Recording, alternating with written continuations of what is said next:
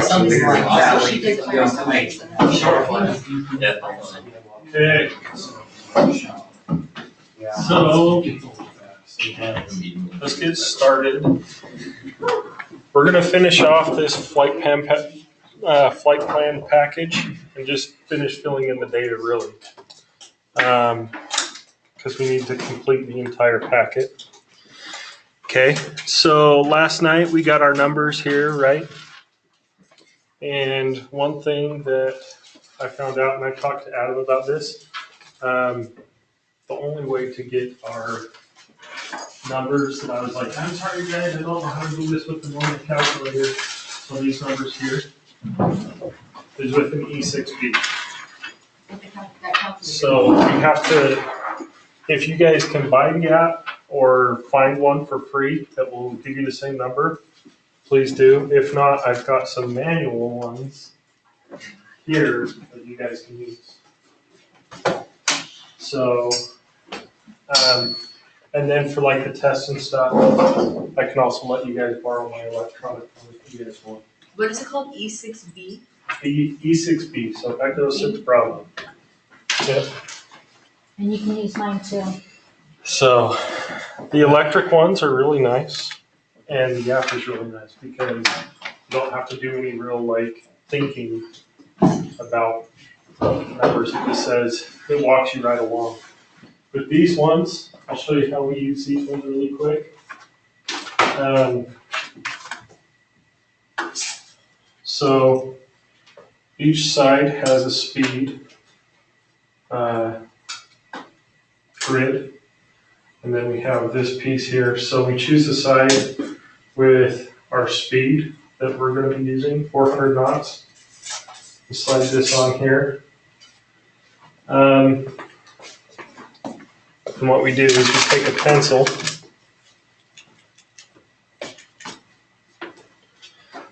That pencil that they left behind is not. Actually, I've got one right here. That way I won't forget. Okay. You want to make me get one? So I'll just show you guys really quick.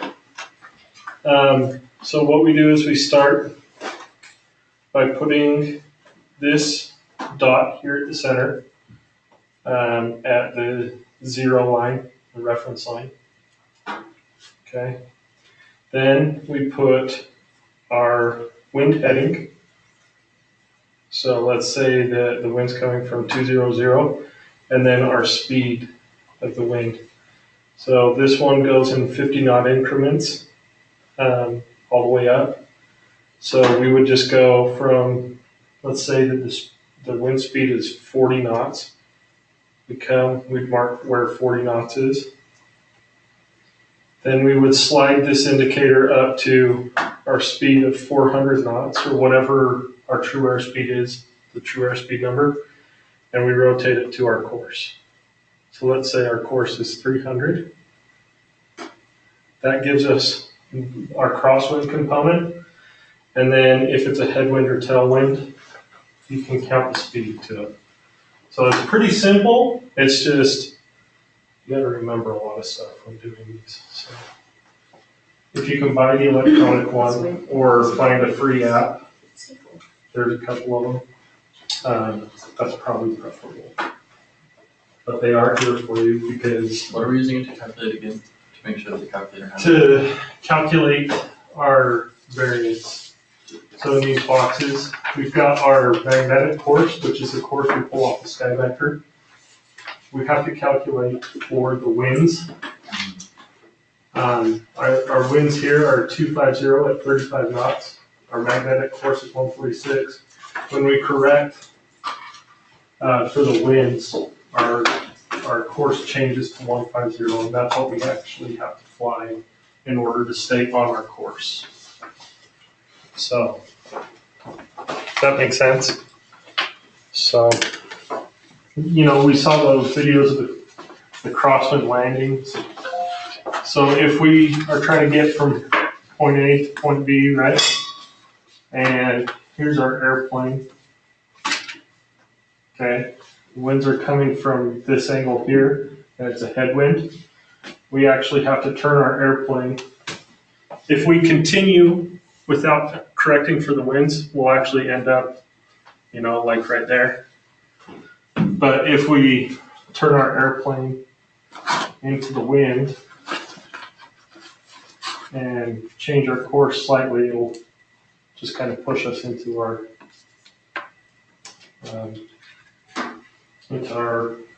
destination. So now we don't, in our flight planning here, if you guys remember these maps, I just want to hit this point really quick before we get started. Remember me talking about magnetic variation?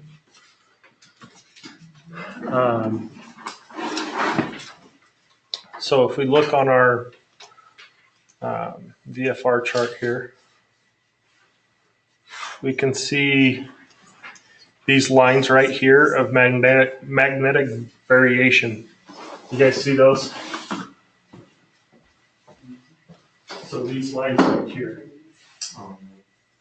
This one's 13 degrees and 30 minutes. You guys need to know what those lines are and what they're doing. But basically, our magnet, or our compass, kind of as we talked about before, garbage.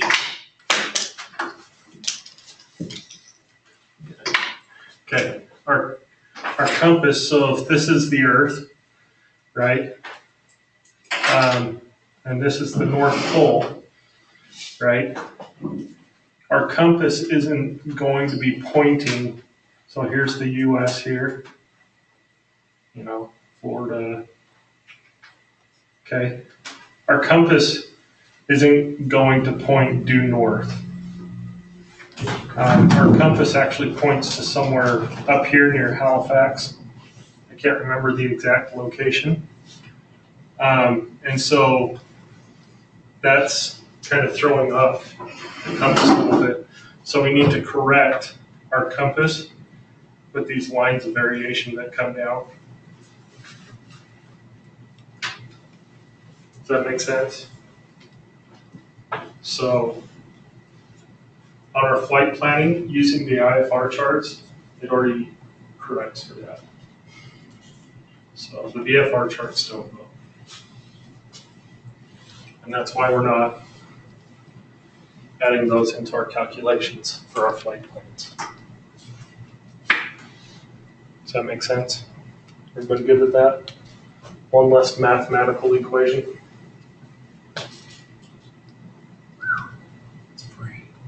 That's free? Yeah. Okay. What one is that? It's just So for Android,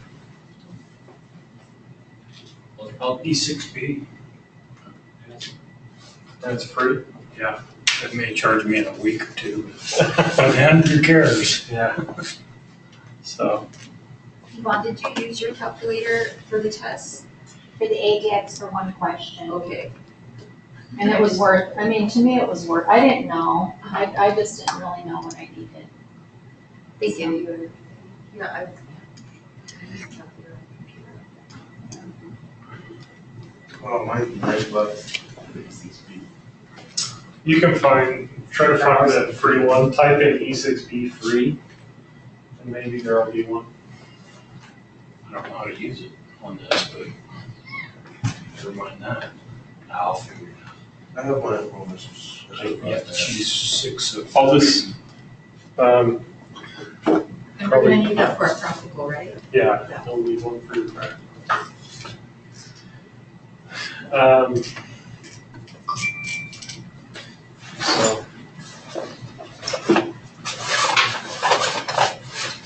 So I So can, why don't you do a couple of problems just to make sure. just to make sure it's Yeah. working. Well, let's just go off the ones that we looked at last night.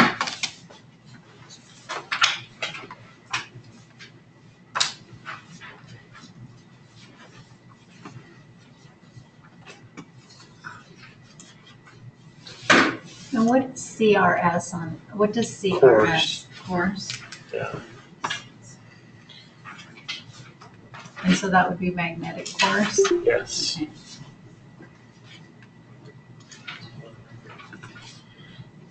I don't know if Adam's gonna be joining us today, but he's getting close. I think tomorrow he completes his course in Oklahoma, so he's shot at the home. Okay. So if we look at the things that you need are your speed, or true airspeed that we get off our performance chart, right? We need our speed of 446 knots, our magnetic course of 146 knots, or 146 degrees, and then our winds. Now, it should ask, there should be one that says ground speed and one that says true airspeed on your flight calculator when you're planning for the leg.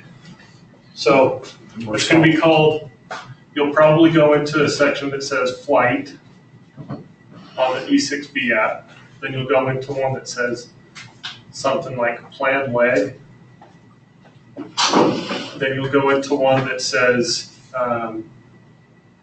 TAS or GS. And I can't remember which one it is. So they just break it down: wind data, course data, and heading data. Yeah, something.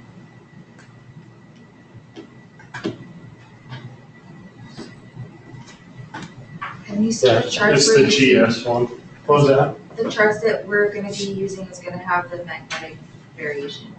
No. To us? No? Oh, we have to figure it out too. No, the magnetic variation we don't have to worry Oh, about okay, at all. okay. So on mine it says GS. So you're looking for your ground speed and your deviation on the course. What would wind C angle be?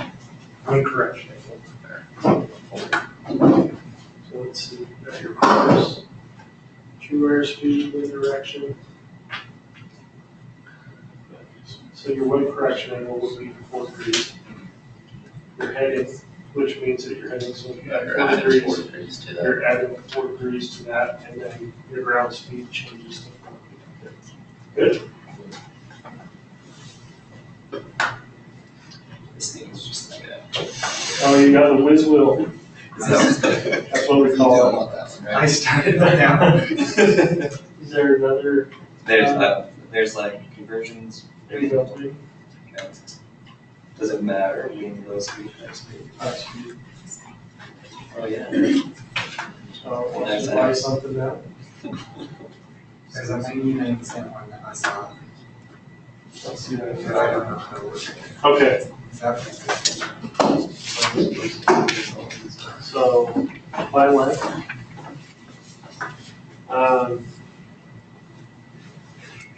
Heading and ground speed. Okay, now go true course is the 146. Your true airspeed, 446. Your wind direction is 250. And the speed is 35 knots. Verify that with everything that's up on your screen or your flight plan. So your ground speed is now 453 knots and your true heading is 150. And you can verify that with our numbers. Which app was that? This So I guess there's one comment. This is the 3 one. Yeah. He found it for 99 cents and it works great. Figuring. On your whiz wheel, whiz wheel's not going to figure it out. Okay, so we're basically. So you need do There's your like whiz. 80 different choices. No, And you pick go back. This one. Yeah, that's what I have. Oh, look at that. It's just. Oh, So, then, okay. You have to airspeed those lane. two puzzles. See. Oh, All grab one, believe me. so what am I supposed to do right now? I would, I don't know if this. I'll give you $1 to buy that. I think it's. Oh, yeah. because that's gonna be a, Our one though? Yes. I'll say a quiet, so everybody can see the company with that. It's like a waffle. Bring those, but also. Yeah. I know there's a box of them. Thank you. I'm good. I know it's so fast, yeah. Which one did you buy?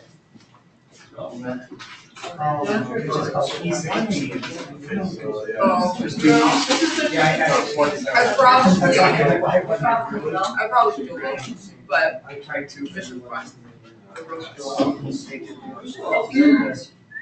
So one flight 86B? Yeah, Which is called. I don't That's have like that the best for. investment. It's okay. You know what, it's okay, I can sit here. Maxes out at I'll give you 200. this one. Not most of. Oh. Extension cord, that's funny. Yeah. That's like half the satisfaction. Trying to get married with us. Yeah, I wanted you guys to do it. I Put it on your coffee and. Well, you want to do it, probably. You don't pick up. Well, that's why I wasn't willing to spend much money. So go into here, go to flight ready. So I have to unplug this extension cord. Yeah. To give her a different one, is that all right? Do heading in Give her direct this speed. one. Now, in your true course. Oh. Your true course. Is this one, no, yeah, that one will have like the three. Okay, thank you. Your true This one airspeed still has will be the 446. I'm gonna come over here. Your wind speed will be 2 You know what it or, does? I mean, your wind cur- Just keep your this, wind just direction keep this, is and I'll go 250. right back there on the table, it's not big deal. Thank you though. So that's. There's your Korea. We're not putting you on the That's table. good direction to grab. So sorry. We're not. You were the go-to. GS. GS, and then 150 is your heading. So it's well, just change the one. For some reason. 453. Everybody good so far? No, Did you no, find me one? and CJ are gonna sit. Did you find one? Will that one work? Oh, okay. Probably. They come up with the same Because answer. I have enough stats. Oh, I don't know. I mean, I had enough for all. So your fours. Thank you. I thought you were just checking. Do you want me to I write just, it later? I just wanna make sure it works for you. Well, yeah, I have to reset my password. iTunes or whatever. Oh, you guys are from United. Those chips. No, they're from Amazon. These are the same lenses. Yeah, well, Oh, gosh. Oh, okay, I Show out thought. No, they're, the United ones are individually wrapped, so. That's how I expected. It was good. So, maybe so our course, true airspeed, wind direction, and wind speed. Perfect. Cool. Which one are you doing? I got these. So hers is an Android though, so. Oh, okay. The one that he got that seems to be working really well, it's 99 cents. Okay. Just type in V60. Yeah, you might not. Just do V60. Oh. I don't know what one to grab. Scroll up. She has one that works. Did you get For like the everything? exact same? This one. Yeah, when I tried. Is that for which one? Okay. That's the one that he got that's, That's working? yeah, Okay, it for the ground speed. gets what you need. It's called U6. But I don't know if it's Oh, it is one. Right there, just that. Yeah, and it didn't give me this one, it just gave me this. And then I think that's when I. Sorry. Yes, True I don't course? get it. Yeah, and it's, I just, when I saw the word. Yep, that's what I changed it on mine, I just. So reading. Yeah, so the true course would be 1%. So that's what Skymaker gives us. It is not a mess, thank you. Is it on the? Yeah, it's on. So Oh, okay, the. the magnetic course or true course Oh, for. Okay. is, they're one.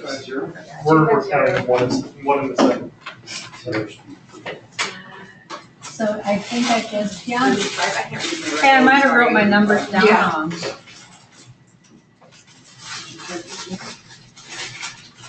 No, I'm logged in to the meeting. Thanks for bringing those. 250. Yeah. I like to warm them out the touch. Just melt your mouth. Wind direction was 35. Okay, and so with mine, this is just what it's showing for that, which I think, I had something else written down for that 453. So that is my ground speed and my magnetic heading, 150. I don't know what that for is. That's I your don't wind need correction angle. So WCA is your wind correction angle. Just to make sense of it, if you add 4 to your 146, That'll make it that 4. gives you 150. Oh, okay. So that's the wind correction. It just means that you're correcting 4 degrees. Okay, I wanted just to make sure I have all that. 6, yeah. Sorry, yeah, that's why I don't know.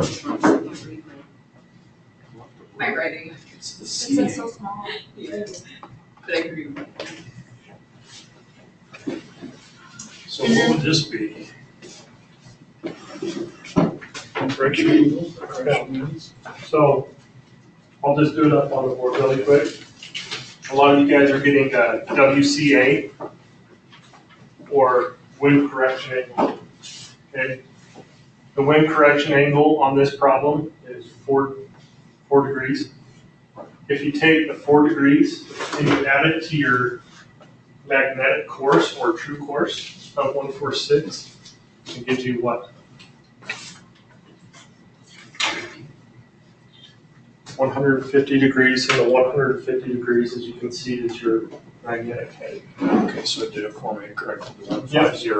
Gives you Ground speed of 453. Yep. Now,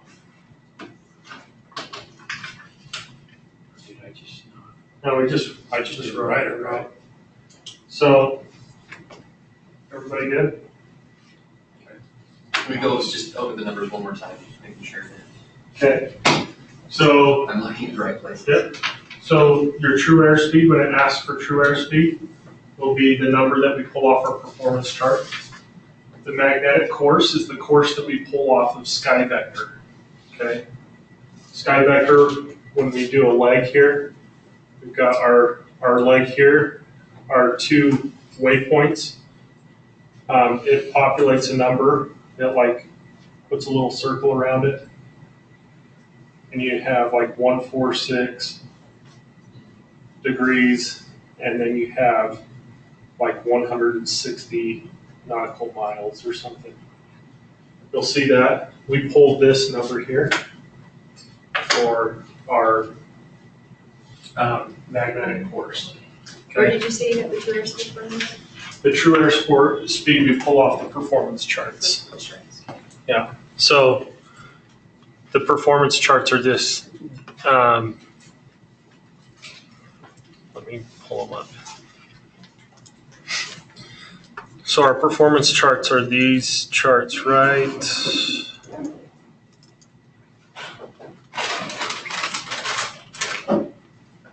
here. So that's what our performance charts Oh, look like. the boxes. Yeah, the climb, cruise, and descent boxes. So if you look in the boxes, the ATAS is our true airspeed. ATAS. Yeah, ATAS. Approximate. So the course correction is, one more time, so we got 146 off the chart. Yep, so we get our 146 off the Sky Vector.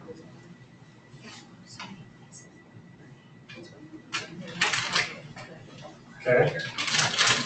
We get the distance off the Sky Vector as well.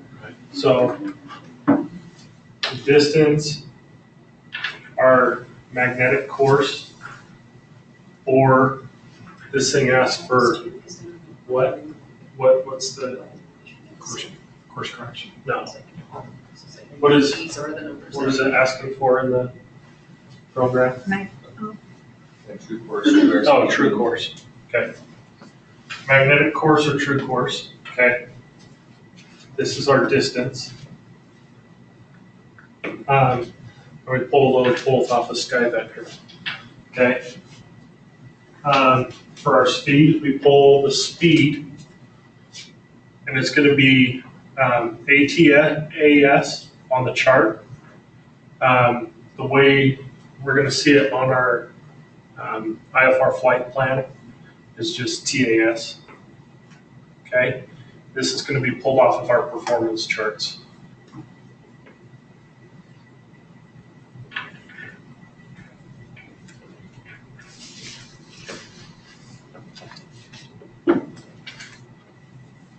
Okay. Once we get both of those, then we can calculate our correction. Everybody good with that? Take a little practice. We'll get there. It Yeah. takes practice. Yep. Good thing we got a couple flight plans to do. My answer. Practice. So our flight plan here, once again, we'll just do it one more time. True airspeed, pulling off of our performance chart. Magnetic course, we're pulling off the sky vector. This is off of our winds aloft chart to get our winds. Okay, and then we calculate to get these two numbers, our magnetic heading and our ground speed.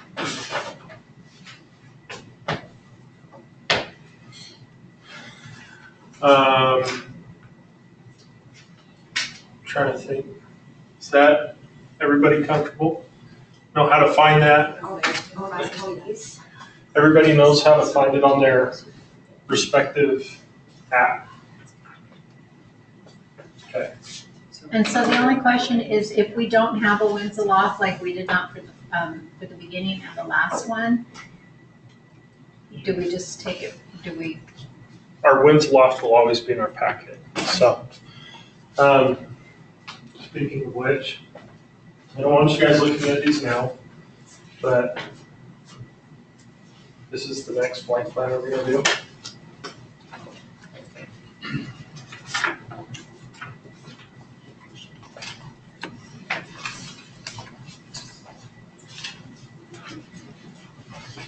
But I figure I'd get these out, you guys. Sure, there's like, These are the ones we're gonna work on today. Oops, after we finish off, right, after we finish off this one. It's all good. The what? It's just gonna get sketchy when we now alternates. Yeah. Somehow. So that's the next flight plan that we're gonna be working on. Whatever it takes. And here's the.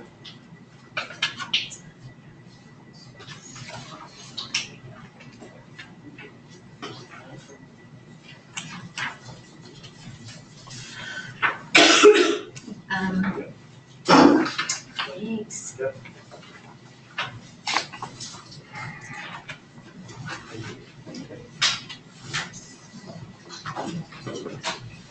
very interesting. Oh, yeah. Okay, we got everything?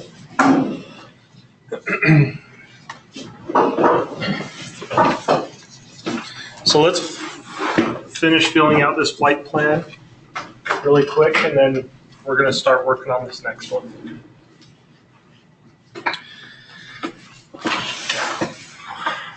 So we've taken all the notes and we've got all the data already collected. We've just got to put it onto our flight plan now, right?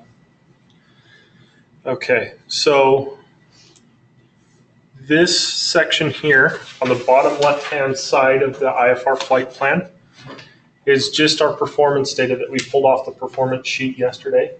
Did you guys all wrote that down, right? Bonnie, I can see it's on your flight plan, so. Perfect. Glad you guys are getting this. Okay, so what was the time for our climb again? You can see there's TOC and TOD. And then there's a box for time, fuel, distance, and speed, right? So what was our time? 23 minutes. And do you want 23.3 or just 23 minutes? 23.3, okay. Now we're gonna come over to our fuel. What was our total fuel burn? 2233. Okay. Our distance? 147.5. Okay, and our true airspeed. And that is, 380. Okay, now we've got our performance for our climb. Let's throw in the performance for our descent. So time, 17.3 okay. The fuel burn, was 398, okay. Distance, is 112.3, and the true airspeed. 390. Okay, here we take our burn off that we calculated here. So the 5182.2. So we'll just call that 5183 just for sanity's sake. Our alternate, we did not have an alternate, so we can just throw a big fat 0 there. Our hold fuel, did we have any hold fuel for this flight? No. No, okay. So we add the two together and what do we get for our fuel? 7683. 7683. Okay, the taxi out fuel we'll throw in here at 250. So what does that give us for our ramp weight or ramp fuel? 79.33. Okay,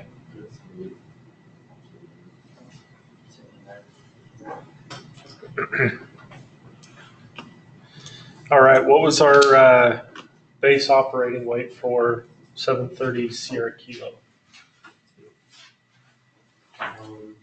45298. 45298.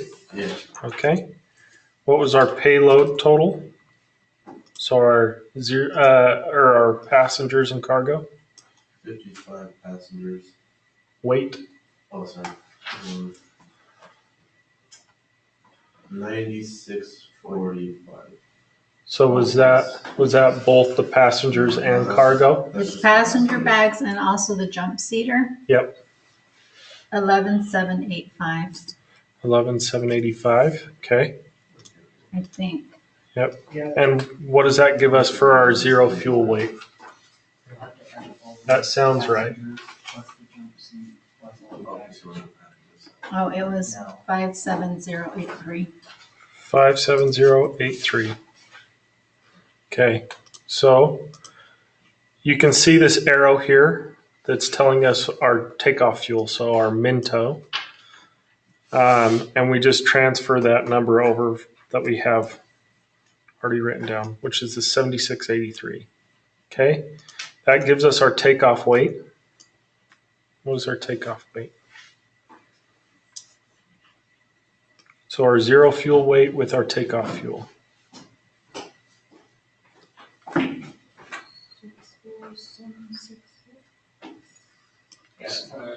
What was it?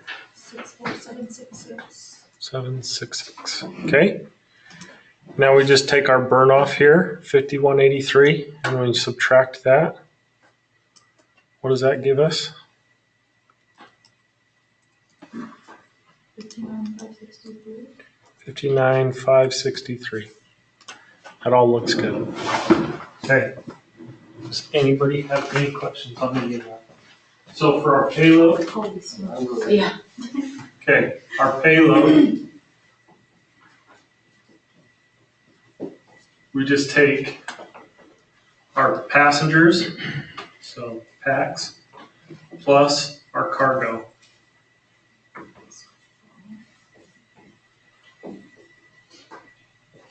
Okay.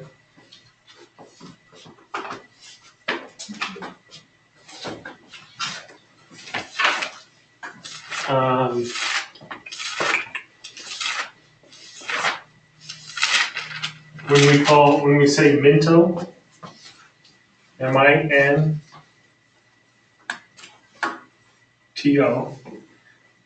if you guys remember, this is the minimum fuel the pilot has to have on board at takeoff. So when he pulls onto the runway, he looks at, one of the checks is they look at the total fuel that they have on board, and if they have less than that, they cannot take off. They have to taxi back to the gate, get more fuel on board, and then go back. So our takeoff fuel there, 76.83. That's Minto fuel.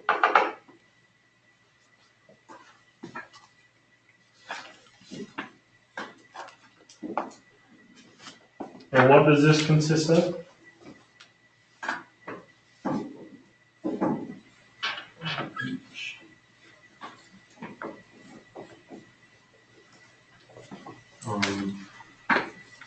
Are you asking what the R/H means? Mm-mm.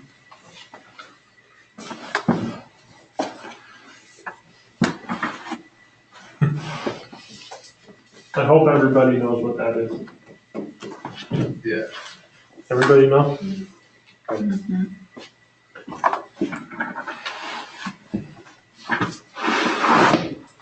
Okay.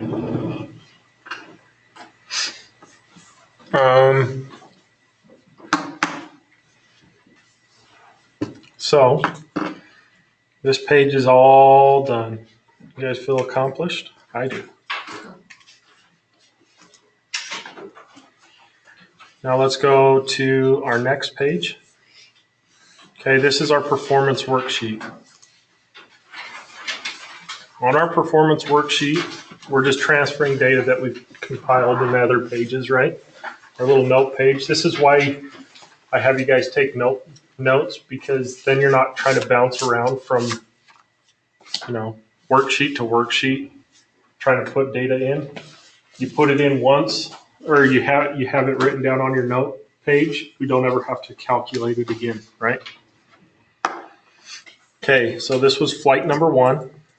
Oops. Okay, our date was yesterday's date, 3/13. Okay, we went from Seattle to KSFO. Our captain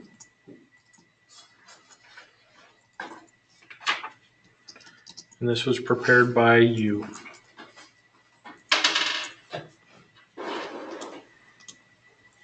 Okay, our limit weights.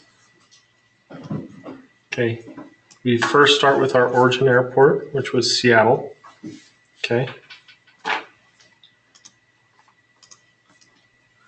What runway did we choose for Seattle?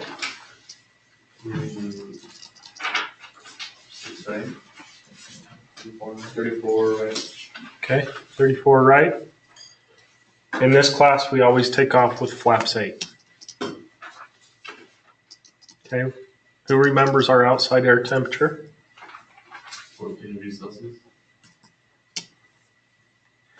And for our max runway takeoff weight, we'll just always copy that number that's right next to it. Okay, what happens sometimes, and I'm just gonna say this once and then you guys can forget about it, is when we are calculating the performance at our departure and landing and cruise really, sometimes there's limiting factors that will reduce the maximum weight we can have on board the aircraft. Those things could be like contamination on the runway, things like runway length. You guys remember calculating the usable runway? You have a runway like this. This is ADX question here. You got a runway. It's 10,500 feet long. How much of that is usable? You're close. Close. You had it at first. 60%. We can only count, for performance data, we can only use 60% of the runway. So we multiply 0.6 times our 10.5. That gives us the distance of the usable runway, right? What if our runway is only 7,000 feet long and we've got to take off with a lot of weight? Could restrict how much we take off with, right? Can't carry a full, and that's one thing that a lot of people that don't work in the airline industry don't understand, is that just because there's 50 seats that I can carry 4,700 pounds of cargo, doesn't mean that I can carry that all at once from every single airport. So when we bump passengers, now you know, it's not because the airline hates you. It's not because the airline is trying to rip you off. It's simply because it's a safety factor. I have a buddy, and I know I've said this story already, that lives in Barrow, Alaska, and he got all pissed off and wrote this big old long thing on Facebook because his flight was canceled one day, and then the next flight out of there was weight restricted, and half the plane was empty. It's like, dude, you have 3 feet of snow in Barrow, and your runway length is 7,500 feet. That's Probably not going to get a full 737 on that runway. That's Phoenix for me in the summer. Yeah. When I'm coming back, if it's hot in Phoenix, 110 degrees, I know they're gonna weight restrict. Yeah, Phoenix is, what's the elevation of Phoenix? It's like, Maybe like 11. It's higher than I thought it was. it's higher than you think. I want to say it's like 4,000 feet. Yeah, I was almost. thinking like 3,500 or Yeah, something. 35 to 4,000 feet. I thought it was more than 1 degree.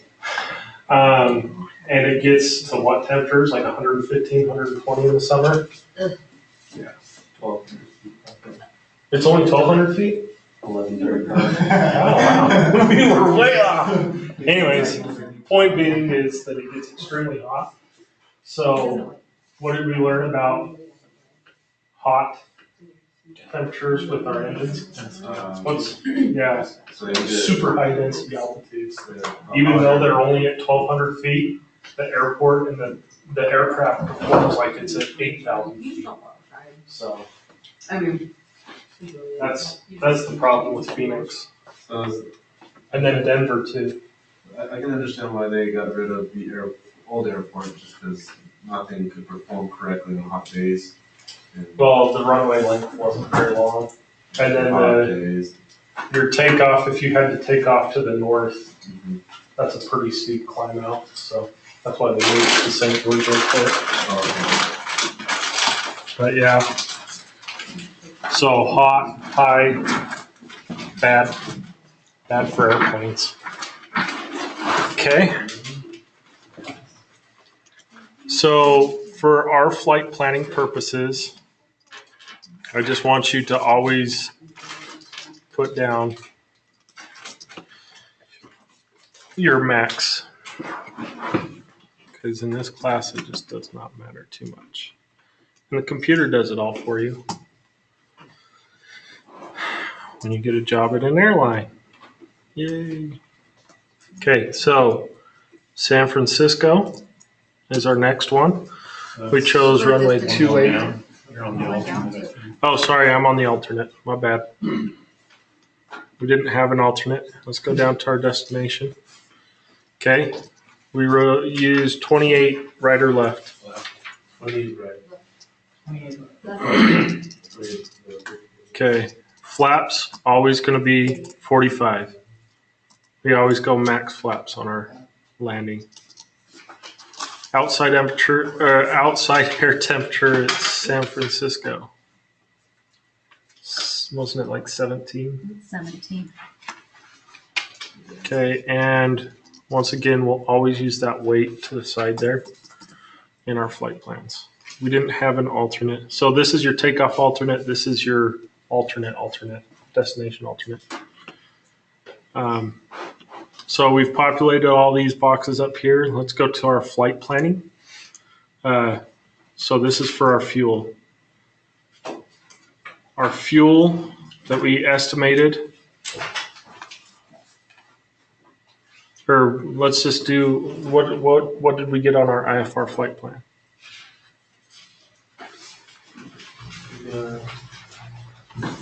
5183. Really good. Our alternate, we didn't have an alternate. We didn't add any contingency fuel. So what is our takeoff fuel equal again? 76.83. Yeah? Yes. And when we add our Ramp fuel, what does that come to? 79.33. Okay, What's the takeoff fuel again? what was that? What's the takeoff fuel? Our burn Yeah. plus our reserve, and it comes to 76.53. Okay, now we can convert this to time. What was the total time that our flight plan took? What was it? It was 83, not 50. Oh, 76. It's 83. 83, not bad. Okay, time to destination. What did we get on our flight plan?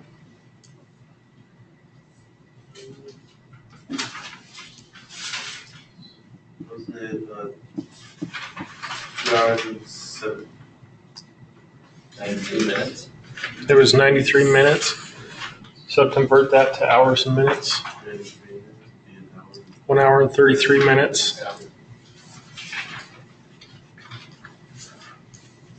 Okay. Our alternate didn't have any contingency. So how much fuel do we have on board in time? 1 hour and 33 plus 45 minutes. 2 hours and 3 minutes. No, 18 minutes, Yeah, I got that. right? Yeah.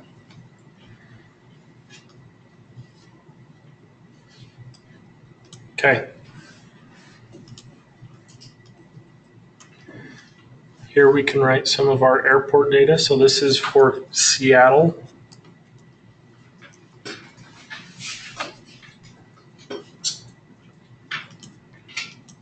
What was Seattle's elevation? Let's go to our JEP charts. It's like 400 and something feet. 433. 433. Elevation is 415 feet. No, Okay. 433, sorry. So we can take a look at our airport chart here really quick.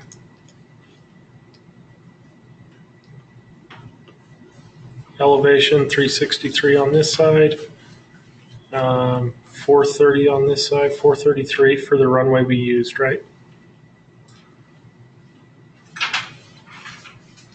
trying to remember, there's another place where it says just that gives if you you a, go up just a little bit, right, up just one more. It says. Oh, airport elevation. Everybody see where we're talking about? Yeah, the big old bold letters. Right here. Okay. So would you change that depending on which runway you? No, I just put 433. Just because they're just looking for we call it the field elevation. So that's just the average height of the field.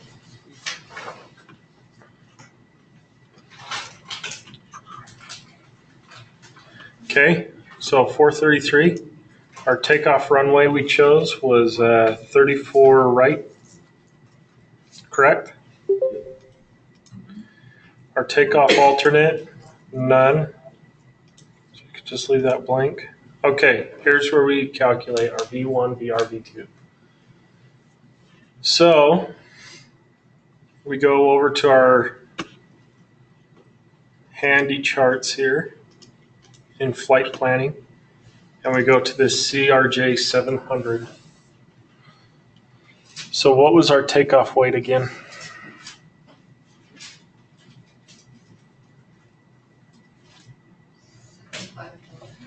What was that? Are we using 75,000 for a takeoff? No, that's the max runway takeoff weight. 64, 766. Is that so 64, 766? So we'll call that 65,000 pounds. How's that? Let's limit our performance just a hair. Okay. So since we know that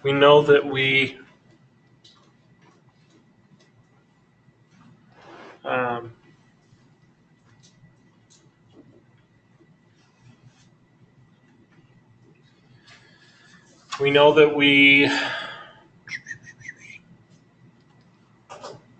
take off with flaps 8, right?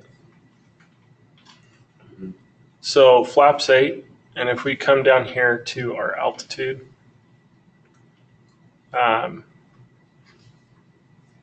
so we'll just use 0 feet, and then come to our temperatures, and we'll go. We're pretty close to that 20 degrees. We're halfway there, right? Limit it just a little bit. If you look here, it's not changing our number. You got 123 for our V1. Same thing with our VR. We go over here to 20 degrees, 125.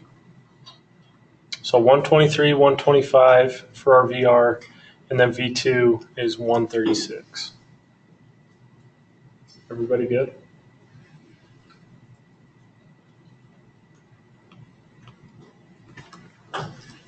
So we can just transpose those numbers over to here.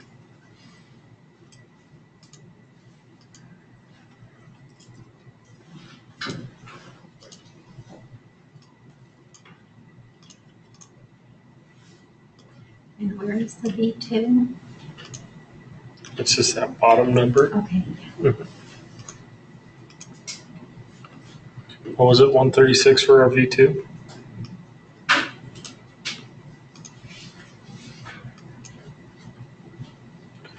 Now for our stab trim setting, on your weight and balance chart,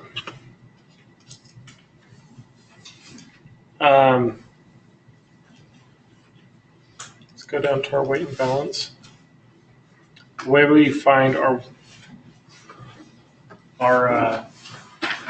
stab trim setting is, first of all, we're going to look at this.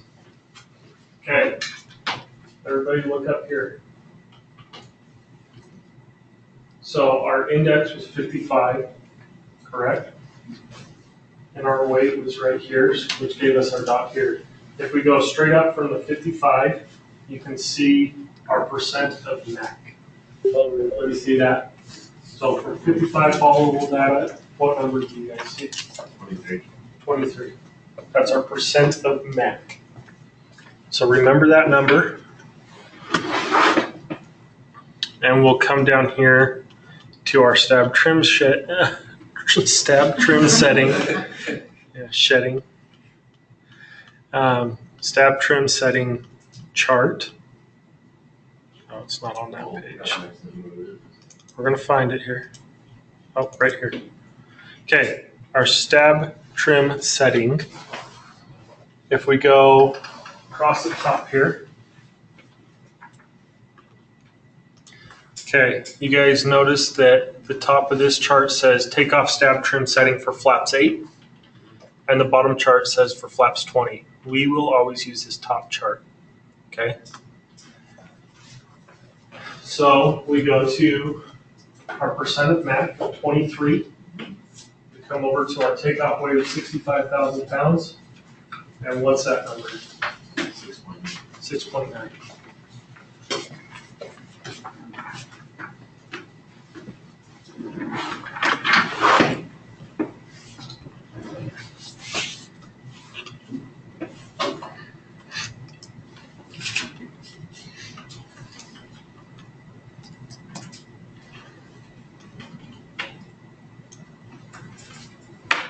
Everybody good?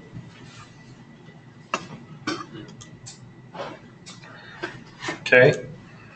So now our destination airport, we got KSFO, airport elevation,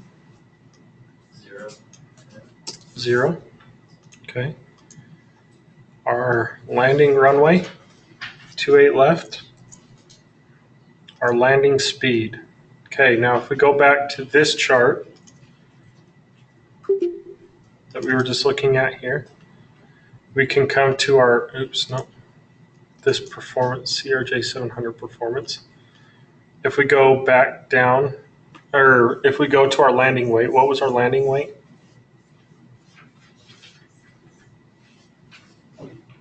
64, No, that's what I think. 59,583.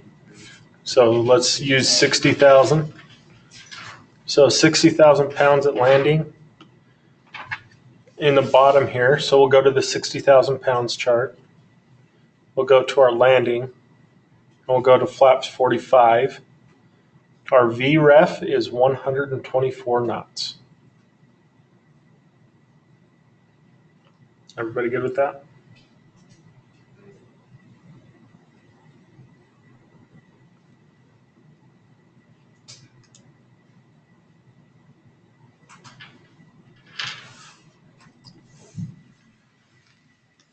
Okay, and we didn't have an alternate airport. So that page is now filled out. You guys good with that?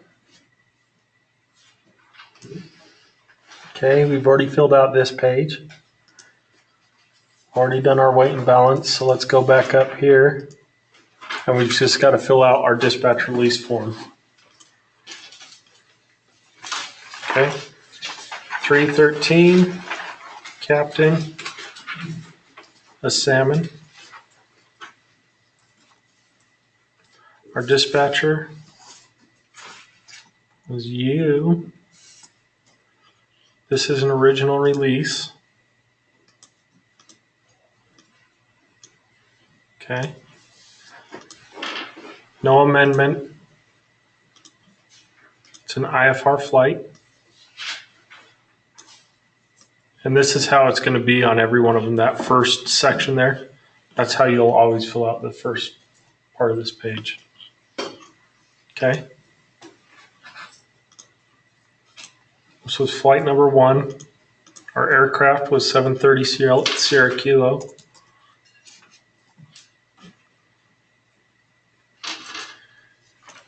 We went from Seattle to San Francisco. We didn't have any alternates, but our flight level was 390. Okay. Our route we can just take from down here on our IFR flight plan. And just populate it right there. Okay, our estimated time of departure, what did we have on our briefing guide?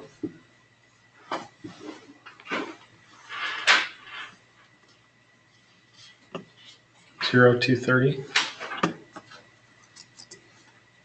C. Our estimated time en route. What did we come up with in our IFR flight plan?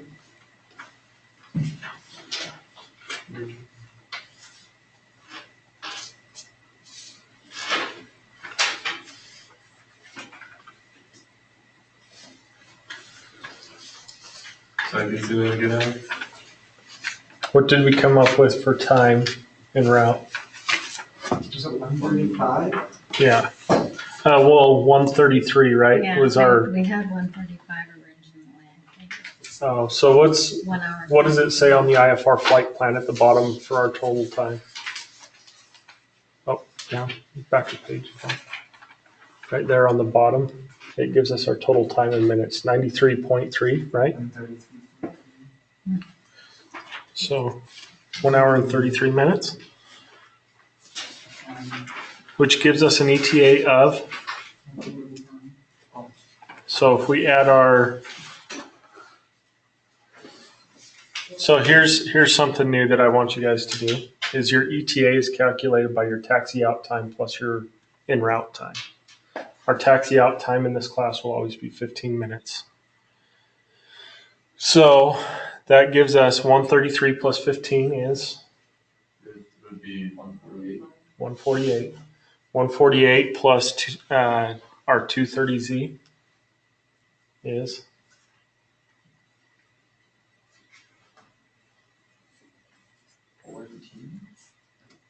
418. So,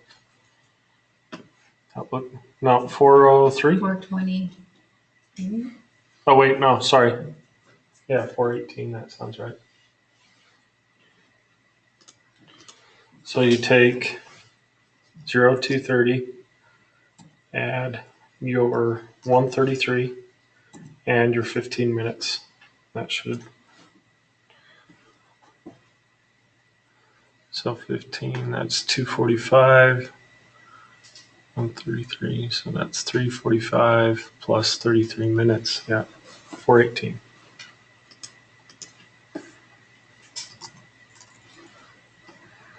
Okay, and our true airspeed, we're just gonna say 400, because we were about that.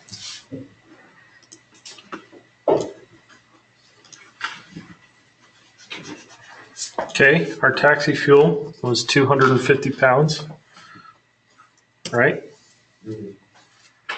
That's what we'll always use, is 250 pounds. Our en route fuel burn was 5183, right? We didn't have any alternate. Our fuel reserve, we didn't have any reserve.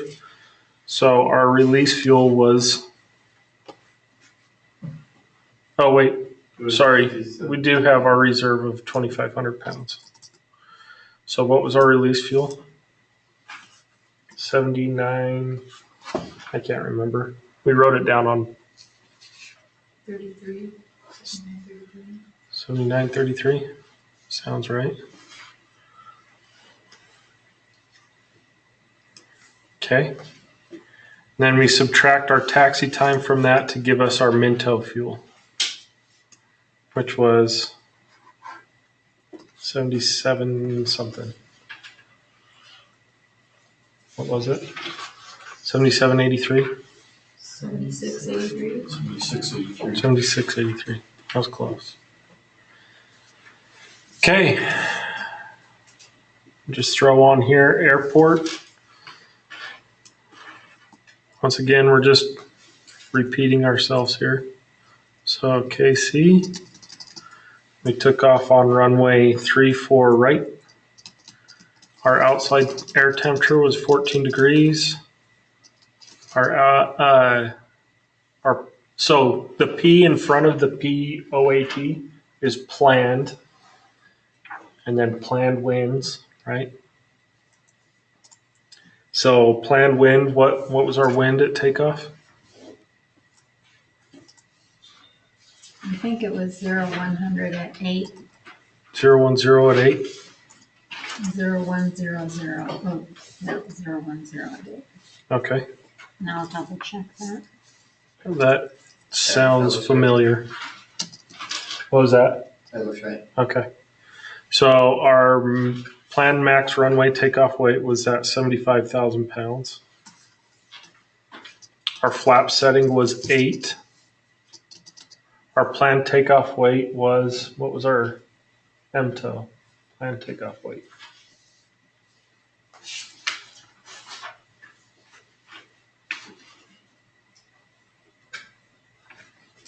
Mine is just a little bit off. I have 64764, but I think That it's, sounds right. I think, I have 64766. yeah, so I'm like a little bit off, 764. or 6. Okay. We'll go ahead and just throw one of those down. Okay, and our V1 speed was 123. Okay, our airport for destination was KSFO on 28 left. Our outside air temperature was 17. Our planned winds were what? 290 at 11. 290 at 11. Okay. Our landing weight was 67,000 pounds. Flaps was 45, and our planned landing weight was 59. 563. 563. Okay. We didn't have any MELs. And we don't need any remarks. Okay. And that is your very first completed flight plan. How do y'all feel? Yay. I think it calls for some pizza, so let's order some pizza. What's that? So see you tomorrow. It's great day. Dangerous. I need What pizza's near here? a tutor. I'm available during the day tomorrow, if anybody wants to do it. If you Um, find someone who will sit with me on Saturday until I figure this out, I will pay them. Trying to think.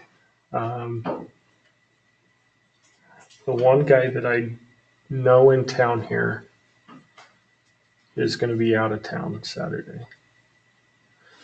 Adam can probably do a go-to meeting and go through it with you guys if you guys are down Monday or on Saturday, probably. on say? I don't want to sign him up for it right off the bat, but I'll call him and make sure.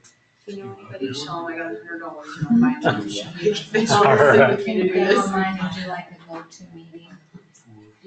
Well, I'm thinking that we're gonna be working on our flight plan, right? Yeah. So we're going to do another one right now, and I'm just going to I want you guys to, as much as you can as a class, we're going to use our DRM, our dispatch resource management, and we're going to work as a team to complete this next flight plan. I'm going to just kind of nudge you guys along, okay? So this one took us 9 hours. Yeah. This one will take less. I And we're gonna promise. get down to like 6, yeah. This This next did take one, 9. yeah, this next one should only take us about probably like 5. Okay, perfect. I think you guys will be able to get it down in 5. Because a lot of this flight plan was me sitting there like jabbering on about, kind of explaining everything and my conjecture. So I think one. pizza near me.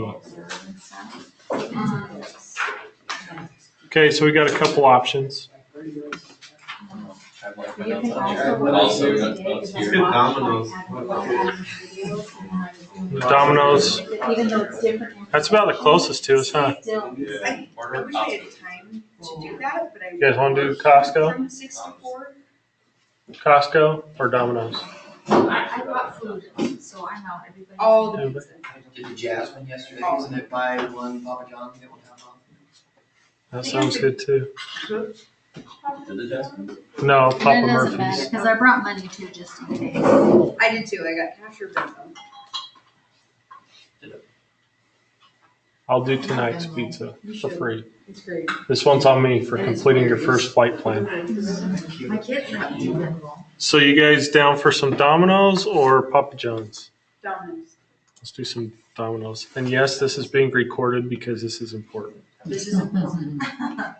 Let's see. And mostly because if I stop recording, then I'll forget to start recording again. Buy one, get one. What's the estimated time of arrival? So we get 2 for this. Pizza. Yeah. Now, where the hell are we? I mean, where are we?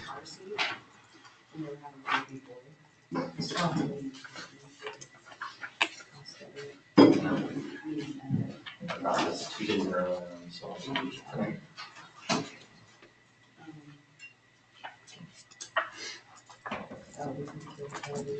Same machine. No. I mean, definitely a lot of yesterday. I had it straight, so it's not like really gross. It's getting worse. That's all I know. I'm gonna eat this tomorrow for sure. I was supposed to be back. We didn't even eat lunch today. I'm working on cars all day. Were you just sitting there? No, I don't know which one we're gonna be. Change out 8 different tires. Let's just do a telegraph. To do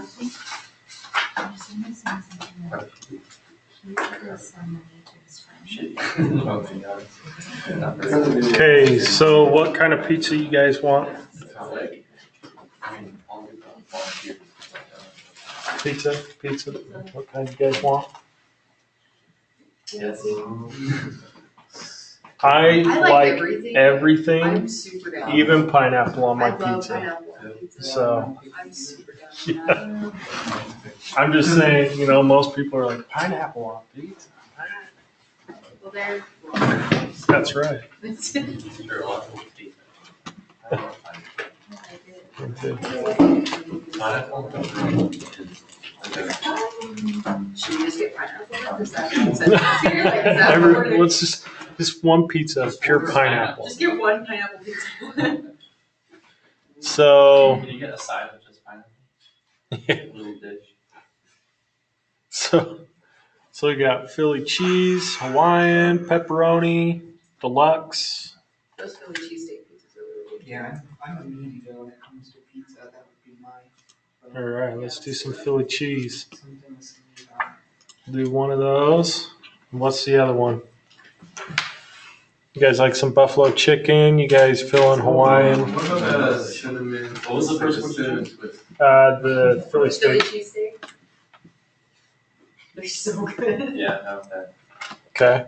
Honestly, I want like some Hawaiian or like pineapple. Yeah, speaking of pineapple. Okay. Pineapple pepperoni. You guys want Hawaiian or pineapple pepperoni? I just like food. I really like. I'm down for. Any- I'm not really picking my. Just pick whatever you want, I guess. Ooh. Yeah, I'm not gonna be upset about anything that shows up, like at all. Not even a little bit.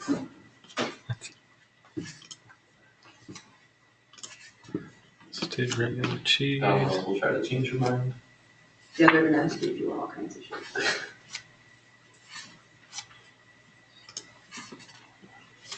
Good pleasure. Hold on. It didn't even let me choose anything on this pizza. So you guys said that. Oh, here we go. Online, right? I like doing some pepperoni and sausage with pineapple. You guys down with that? Online, right? Sounds good. Does that sound good? Pepperoni, sausage, and pineapple? Or just pepperoni and pineapple? Sausage. Adam's not gonna be here in person right until next week. Till next week, yeah.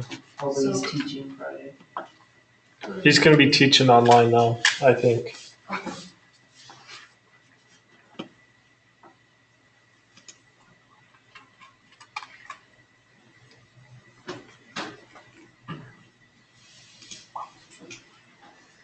The other thing is there's like 50 different things on the computer that I go to this one. All right. Does anybody need to like run to the store and grab a drink or something?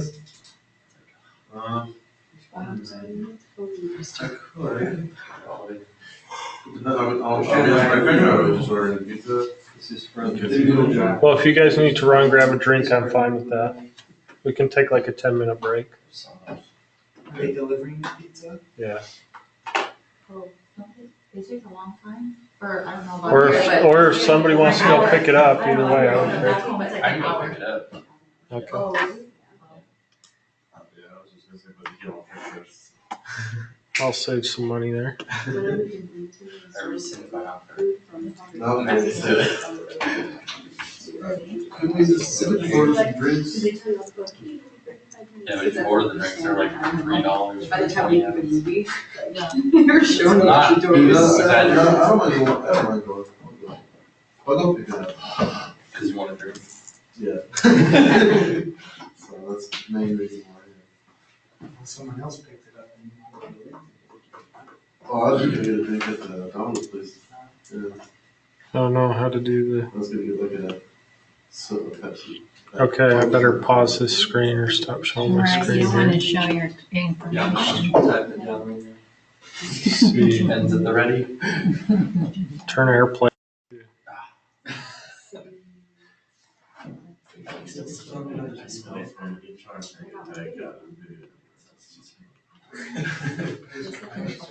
Yes. I applied like today. I made like a really great resume, so hopefully they don't tonight. You apply for the job? Yeah. Hopefully they think it's great too. Yeah. Sometimes I think my resume is great, but not everyone agrees, so.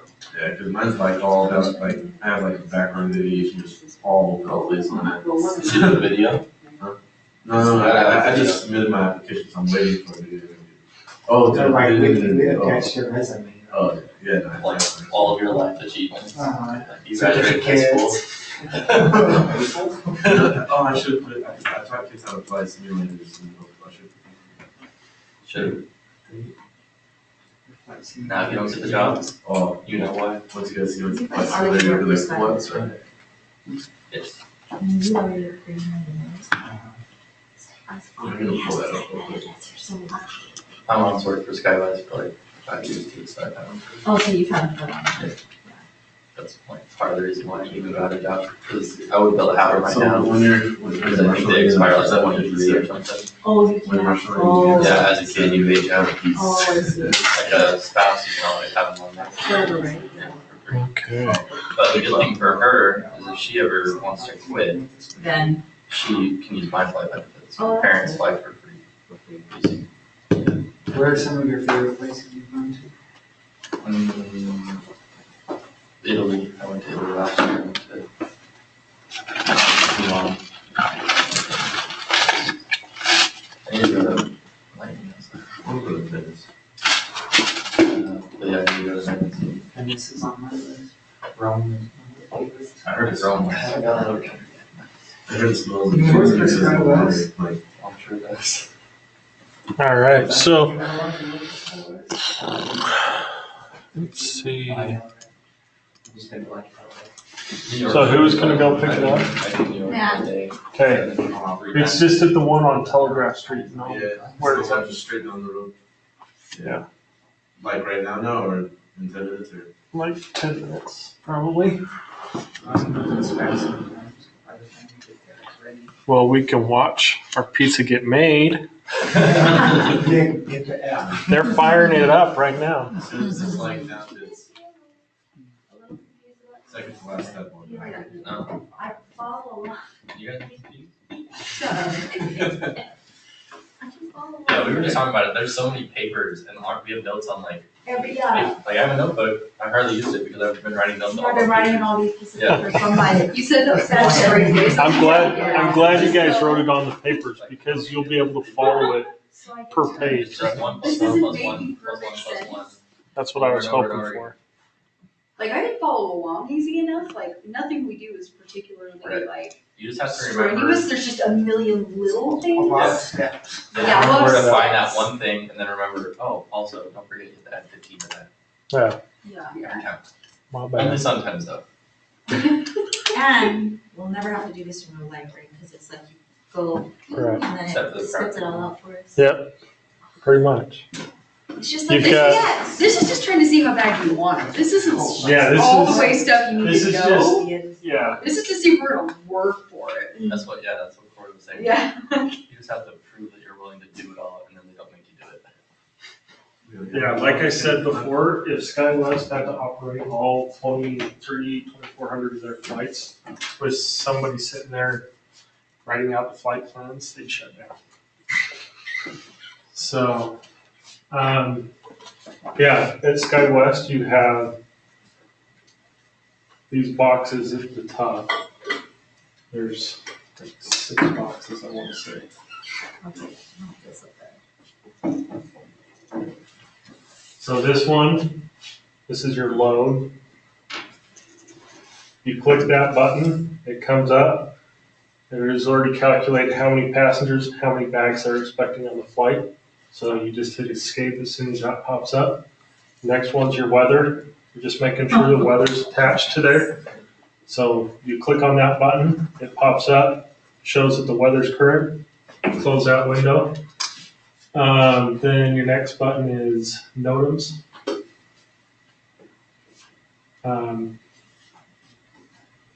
Click on that button.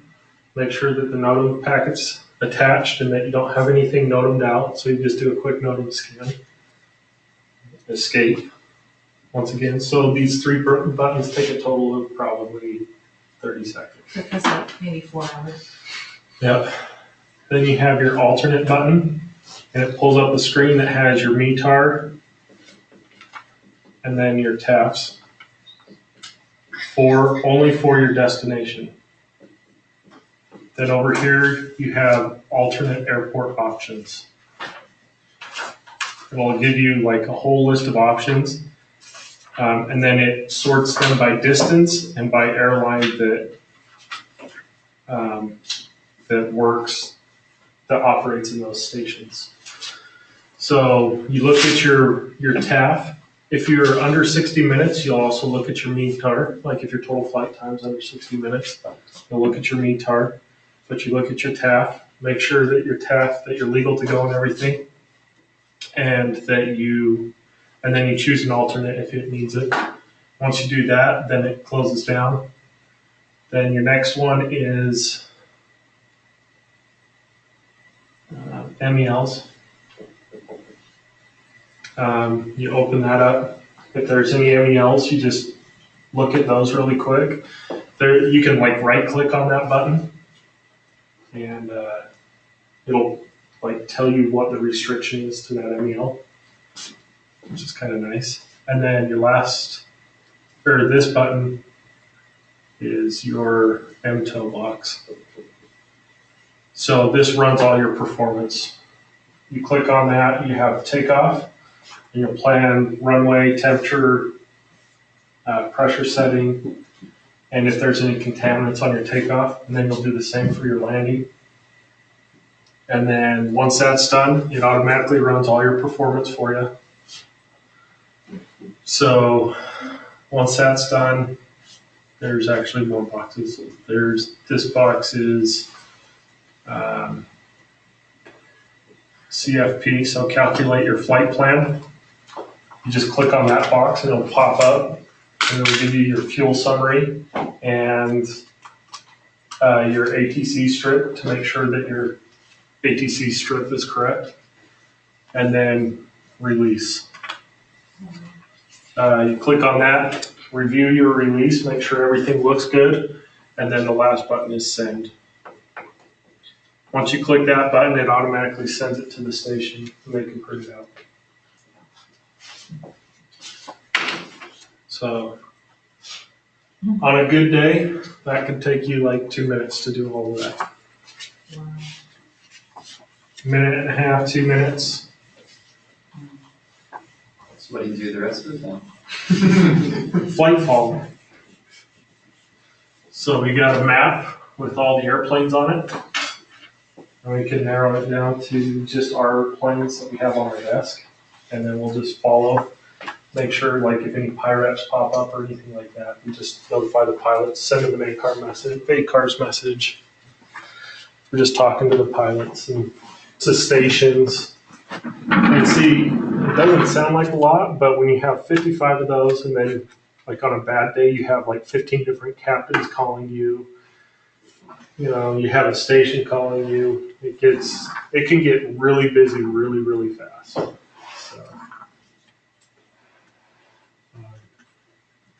yeah. But anyways, so that's that. So let's start on our next flight plan. I'll go for it. Does anybody need a 10-minute break? We'll wait for Matt to get back. Yeah, we're gonna have to take it. Huh? So we're gonna have to take it. We're gonna get that.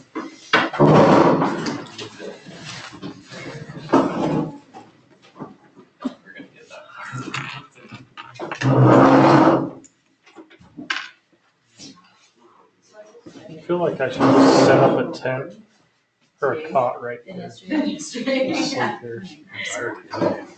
I am too. It's kicking my butt today. I might have water in my car, would you like to get one? Yes. I think I Hey, might Matt. have 2 in there. You should ask him for plates and napkins and stuff. Yeah, I don't wanna have pre-seat on my paper. So I brought my work laptop.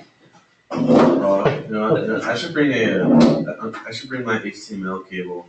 I want to show you guys this, you know, that simulator that I showed you. Yeah, I have it right here. Like, okay.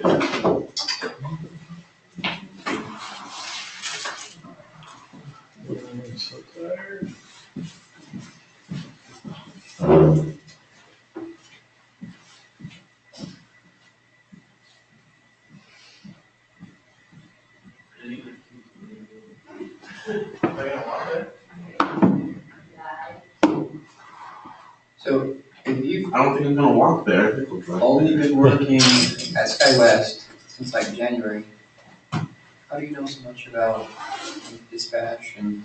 Yeah, Yeah. I've been in the dispatch. So I'm like, wow. I've been at a So much for hardcore. just graduating in this last class. Yeah. So I was in Adam's first class. That's when I took it. Which Took the was like, course 6 years ago. oh, 6 years ago.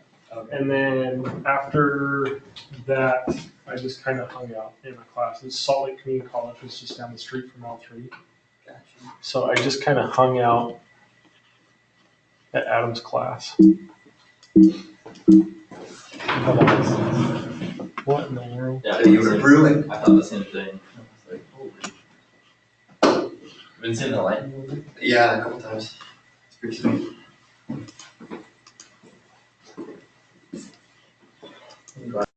Well, I'm gonna get started on recording. Okay, so let's just get started. I'm still leading, so I'm not gonna talk too much. I want you guys to get started on the flight plans. So what's the first step we gotta find out with every flight? Legal to go. Legal to go. So you guys go through your flight plan packet. Figure out if we are legal to go. I hope you guys remember the steps because I just lost my paper. There it is.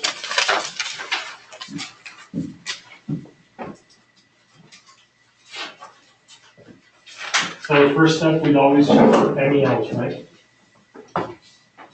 No MELs, so let's move to the next one, which is checking our taps, right? First, we need to know our ETA, right? No, you need to go to Sky Vector and get ETA first, right? No meals, and then we go to Sky Vector Sky Vector. after unless- you check in meals? Yeah, after you check MELs, because we want to apply our MELs first. Oh, but there are. Okay, so let's go to Sky Vector and let's build the Build our route. Denver to Salt Lake City. Let's just do it direct and then pad it. Denver.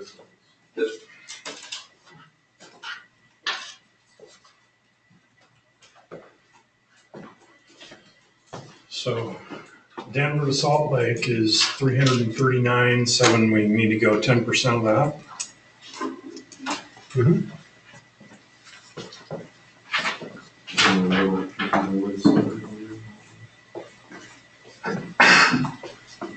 So I get 373.6. Just round it off, right?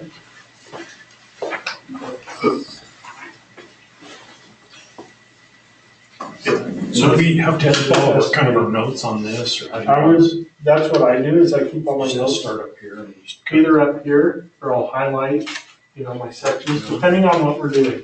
Okay. Right? We're saying that Denver, Salt Lake City is 1,000 miles away. So ETA.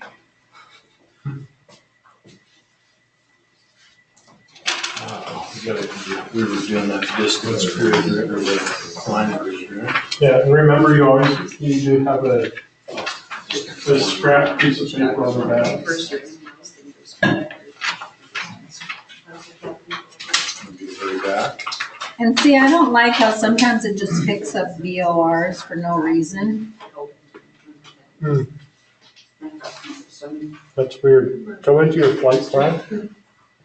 That flight plan box and hit backspace, see if that clears it. So I can't seem to clear up. It keeps on saying that it's 1,400 miles away. It's not. I don't know. Mine's doing the same thing. Okay. In Sky Vector, look at my screen really quick. You guys see that piece of paper in the corner in your flight plan? Yeah. Click that, and that'll reset everything. Oh. Okay. So Rick, what did you get for your arrival time? So this right So here. did you get the distance of three Yeah, hundred so and thirty-nine? 374 with, So 10%. so you just went down Salt Lake, right? Yeah, does yours look small like this? Sorry, I can kill the pizza That here. doesn't look right. Hey, we bought it. But then the Salt Lake's not that far. Oh, Yeah, it's 339.75 and then 374. So you sure did. You guys are allowed to talk to each other and work with each other. Because we have. I want you guys to kind of struggle through a little bit here. Struggle view. 7. Just to get an approximate right on there, so we can even see. Well, other ones are 10%. So distance. Are you adding the 10%? So, Get mine. That's right. so this is what I have from the other one. So Seattle, so then we'll find that box eventually, get minutes, fuel, distance, and, But we put her just, You're We have to adding find 10% ISO. to our time as well, or just our distance? Just the distance. Just the distance, okay. Got 73.67.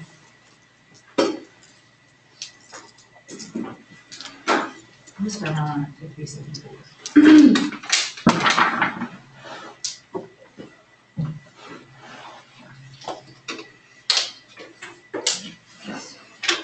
so we know it's 33.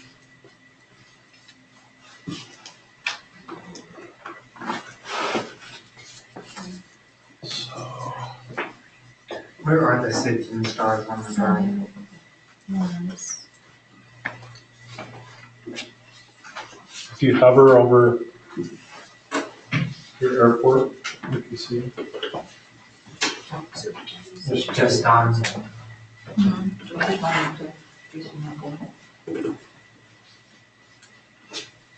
So if you just hover over Denver up there, 374, keep it. and then scroll over to here and scroll up. Just took it and then I changed and then I did it. Double Just Here's gonna your travels. change right now. And then also on Jefferson. You're not the only one. so under ISO, Jefferson. Or on our Jefferson chart. Which are on I'm the looking right. at these directions, right? On your, On here. Jefferson charts. on the Google Drive. And then Yeah. KDEN. So Can you defer find limitations. the temperature? Yeah. We have to find probably two another Well, we thing don't know if we we need already to know look the at. limitations. Where you The lost? sea levels for, I kind of drew a the sea blank. levels that See, Denver's so, recommending, like- sea level Like, that, Everything Is that there you talk wrote about numbers down, of like, we learn one area? because you take Right, your so sea what I level On the ETA, distance Right. times 10%. and it's plus 15, you know, if it's at, I don't know what at, it if you're is. at I sea didn't level, write it's that down, 15 just degrees. verbally. But if for every 1,000, Went over that it's 2 stuff. degrees temperature, right? So just take your sky vector. well, this is local weather. Sky vector, you So- did Denver and Seattle, or That Salt Lake gives City. us It gave you a distance, right? Right. So we have the temperature, we know the temperature. Okay, so here we know. That's fair. Oh, 339, okay. I was just seeing 340 here, so, yeah. So you got your distance? Yeah. Have that by 10%. Which would be 7. So 339.7, or just do 340 times 1.1, and then we'll give you a distance, right?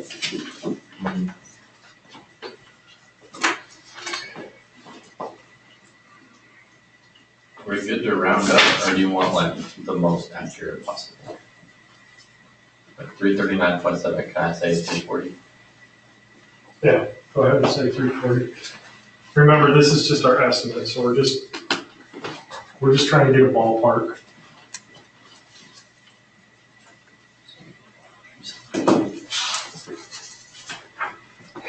And I'm full.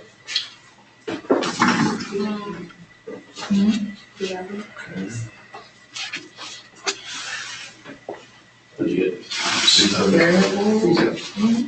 Okay, so everybody got their distance? Do you not? You got your distance? Kind of, yeah, I'm just wondering if it's 93 minutes, 1 hour and 33 minutes. Okay, Does that sound about right? we'll do that really quick. Okay, to get our time, I was just looking down and it didn't know what it was. take your adjusted number, the padded number, and we're going to divide that by 400 minutes. So you say you're gonna take your distance and divide that by 400? Yeah. Okay. So your distance divided by your speed will equal your time, right?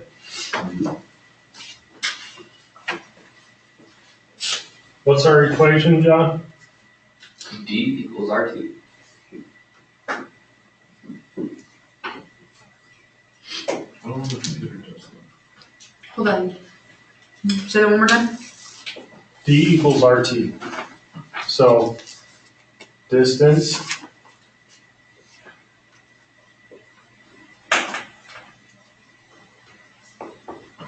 equals our rate times our time.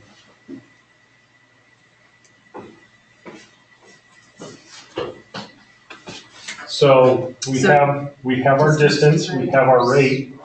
So if we go back to our algebra days, we'll just take our rate to get it over to this side of the equation. We have to divide it on this side, right? Uh-huh. So if we divide our R, we can move our R here. So rate, our distance divided by our rate equals our time at that point.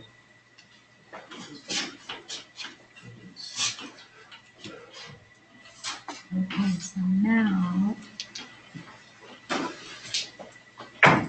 21. Okay. So we get that, we have to multiply that by something, right? Or like add 0.935.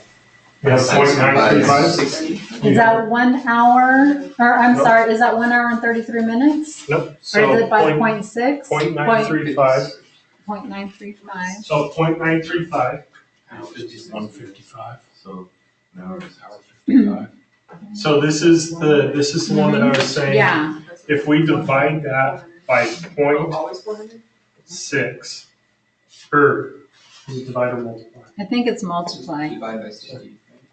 Is there speed 400? Well, that's. Is it it's in 56 hours, right? minutes? Or Yeah. miles per hour. Or this is our time, Right, but we started with, what was our rate? 400 knots. 400? 400 knots So our per distance. hour. Or So our distance was what? 374. 74. Okay, equals our rate of 400 knots. Okay, times our time. Okay, we divide by 400 and move, and that eliminates this. Move it over here. 374 divided by 400 should equal our time, right? So what did that come to? 0.935. 0.935 equals time. Okay, to convert this to hours and minutes, we just take 0.935 divided by our 60 minutes. Right? I did, I still got the same answer, but I did. So what did, What? oh, sorry, what? I still got the same answer, but I got, 374 divided by 400 times 60 is 0.935, and that is 56.1 minutes. Sounds right. Is that what you got, 56.1? Yeah, but. So 300. Yeah, Was it, did you multiply or divide it? well, you either divide by 60, right? Or Multiply by. Or multiply by 0.6? So either way, you come up with the same. I was just trying to find, like, is it kilometers So is it 1 per hour hour? and 55 minutes? I got one. Because we don't have a 1 prior to the decimal. Yeah. Right? Huh? So anything prior to the decimal point will be our hours. So if we had like a 3 here, it'd be 3.935 hours. 3.5 But since it's divided by 0.935, 60. Yeah, I get something really, I get like, You had the .015. Yeah. That's what I got. It doesn't, don't worry about the decimals or the zeros. You just Yeah, it's- move it to 1.55. It's not, 1.56. no, Oh, it's you did 0.6. point, yeah. Oh, that's why, I just did 60. if you do the 0.6, then you get 155. Was that an Oh. hour and 55? sorry, my bad. No. This one, if you do it this way, of an hour, so almost an hour. So 0.935 divided by 60. So this is. Or this- times by 0.6. 4 times by 0.6. If you just divide by 60, that'll give you the Oh right my thing. gosh, okay, So let's just do divide by Okay. 60 for everybody, okay? okay. Good. 56 minutes. Mhm. Is that what everybody came up with? Barely. Okay. This is our estimated time, right? Everybody got that equation down? Yeah. Okay. So this is our estimated time. Okay. Now that we have our estimated time, what are we gonna do to figure out our burn? Because that's what we're going after here, right? Actually, no, we're going after, well, we're already here, so let's just figure out our burn at the same time. Because it takes like 5 seconds to figure out our burn. So what do we do to figure out our burn? So this is step 2. Yeah, estimated fuel burn. Do you remember? Take the 0.93 and multiply it by 4,000. The first hour will be 4,000 pounds an hour, but it's all within the first hour, right? No, so yeah, you want 4,000 pounds, that's correct. Okay, but we need to figure out our fuel per minute. It's divided by 60. So we divide that by 60, which gives us, 50. 6. we're burning, if we divide 4,000 by, oh, I'm No, sorry. it's 6. No, I'm thinking the 3,000, okay. Okay, so 60 divided, 4,000 divided by 60 equals what? 6.6. Okay. So we take 66.6 and we multiply that by 56 minutes. And that gives us, 3720. That's- 37.33. Oh, 37. I got 37.33, but 3733, so that, it's the same either way, though, you're just converting it all to minutes, I just left it all in hours, I took 4,000 times the 0.93 and change rather than converting everything back. so if that works for you, Just one less step. do it. That doesn't compute in my brain. Because I'm not good at math. Okay, so I have to break it down ultra low. So Okay. you take, okay. So this is our estimated fuel burn. Is everybody good with that? Everybody got that written down? So our estimated time is 56, but our estimated fuel burn is 37. Yes. So if we all remember, 4,000 for our first hour and 3,000 for every hour after. Oops. So what's 66.6 again? It's what's the number called? That's our fuel per minute. Fuel per minute, and then we multiply that by time to get fuel burn. So when you're figuring out reserve fuel, is it always gonna be? It's always gonna be 2,500. Oh, it's always gonna be 2,500. Reserve will always be 2,500 in this class. Yeah, I was doing a little bit of calculation when I was fueling the aircraft, and I was like, okay, this says it's gonna be this time, so and then I was a little off. It does not compute. That's just an average that SkyWest pulled over time. Okay, 37.33. Okay, now let's look and see if we're legal to go. You got your information, you got your estimated time of departure, you got your estimated time in minutes from Denver to Salt Lake. So with that information, you should be able to find out your ETA, right? So, okay, so you would take the estimated time of departure and just add 56 minutes. At 56, Okay. plus our taxi out time. Okay.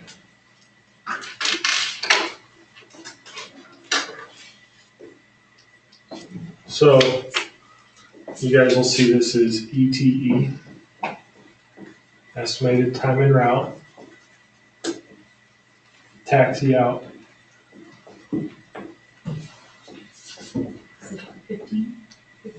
15 minutes. 56 plus 15 equals 1 hour and what? 11 minutes? Okay, and then we add that on to our estimated time of departure, which was 2025, 20 what? it was 2025, our estimated departure.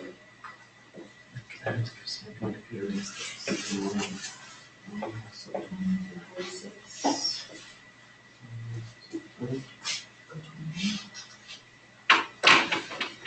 That's our estimated time override.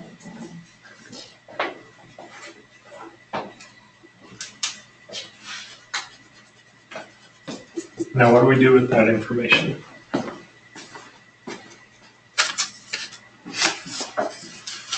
See if we're legal go.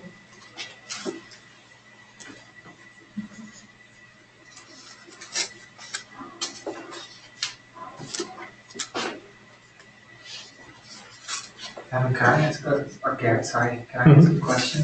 Mhm. So when I select, I'm starting with Citizen Star, do I have to put other, like, middle markers? Do I need to put a VOR between the Citizen Star? I'm a little fuzzy on that, especially on a route that's this short. It depends on where your SID and STAR end. If they end at the same location, which they might, then that's it. Because it's short, that's what we want. So my next step would be to select the citizens. No, let's figure out are we legal to go? Oh, okay, so then you go to your tabs. Okay. We're definitely legal, we just need to figure if we need an alternate or Yep. not.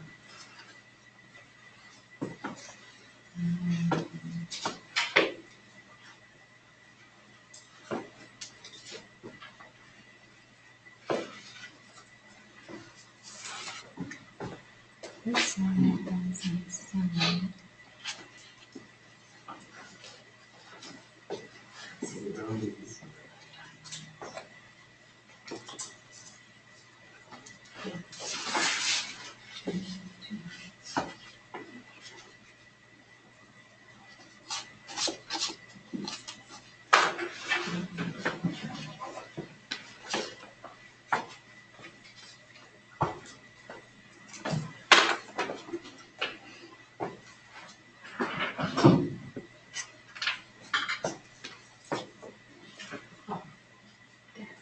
Okay.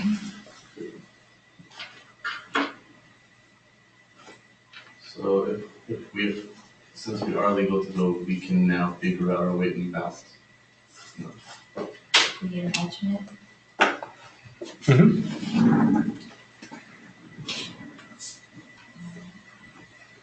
Can you refresh my memory? I forgot what we do after. Oh, I forgot what we do after we saw legal to go now. Alternate. So it's, Do we need an alternate? oh,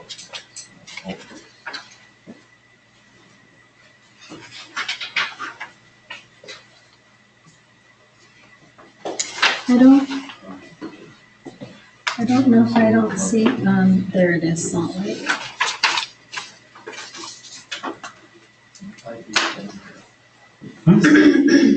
Is a flight to leave Denver at this week?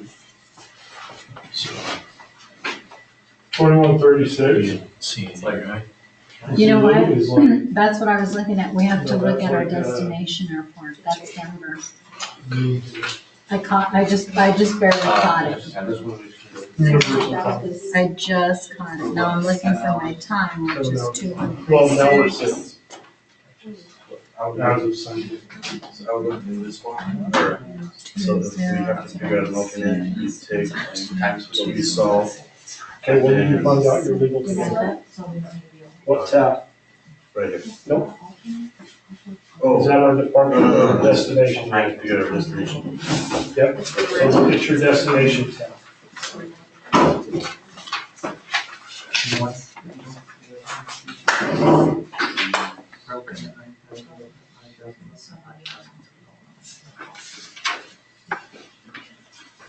You doing all right? Yeah. When you guys have questions, bring them up. Let's. I have all of the questions, so I'm just gonna have to listen. Okay, so Okay, so we figured out our ETA. Let's close down Domino's. Okay, in our route briefing packet, I want you guys all to go down to your destination TAF. Okay, our destination TAF, what line do we fall into? The first one? Yeah, I was gonna do this. miles broken at 90,000. So we fall under the 0600. Okay. Nope. Well, 'cause that's the only. Look at the date on your 1600 or 0600 line. What's today's date? 14. Oh, okay, so you look at the very first. So remember on our tap here, just because our tap has to come out at 0, 0, 0, 0, 6, 12, and 18 Zulu, does that mean that that's what these lines are going to be? No, it's only going to be when there's a significant change. The forecast will come out at those times, but the only time that we'll see those numbers is when there's a significant change. As you can see, this TAF is an amended TAF, so this TAF came out at 1953 Zulu. That's not our standard TAF time, right? That's not 6, 0, 0, 6, 12, or 18.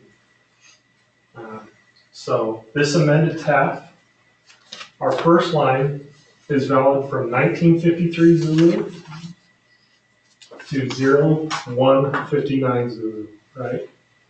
So the 14th at 1935, sorry, 1935, 1953, 14th at 1935 Zulu until the 15th at 0159.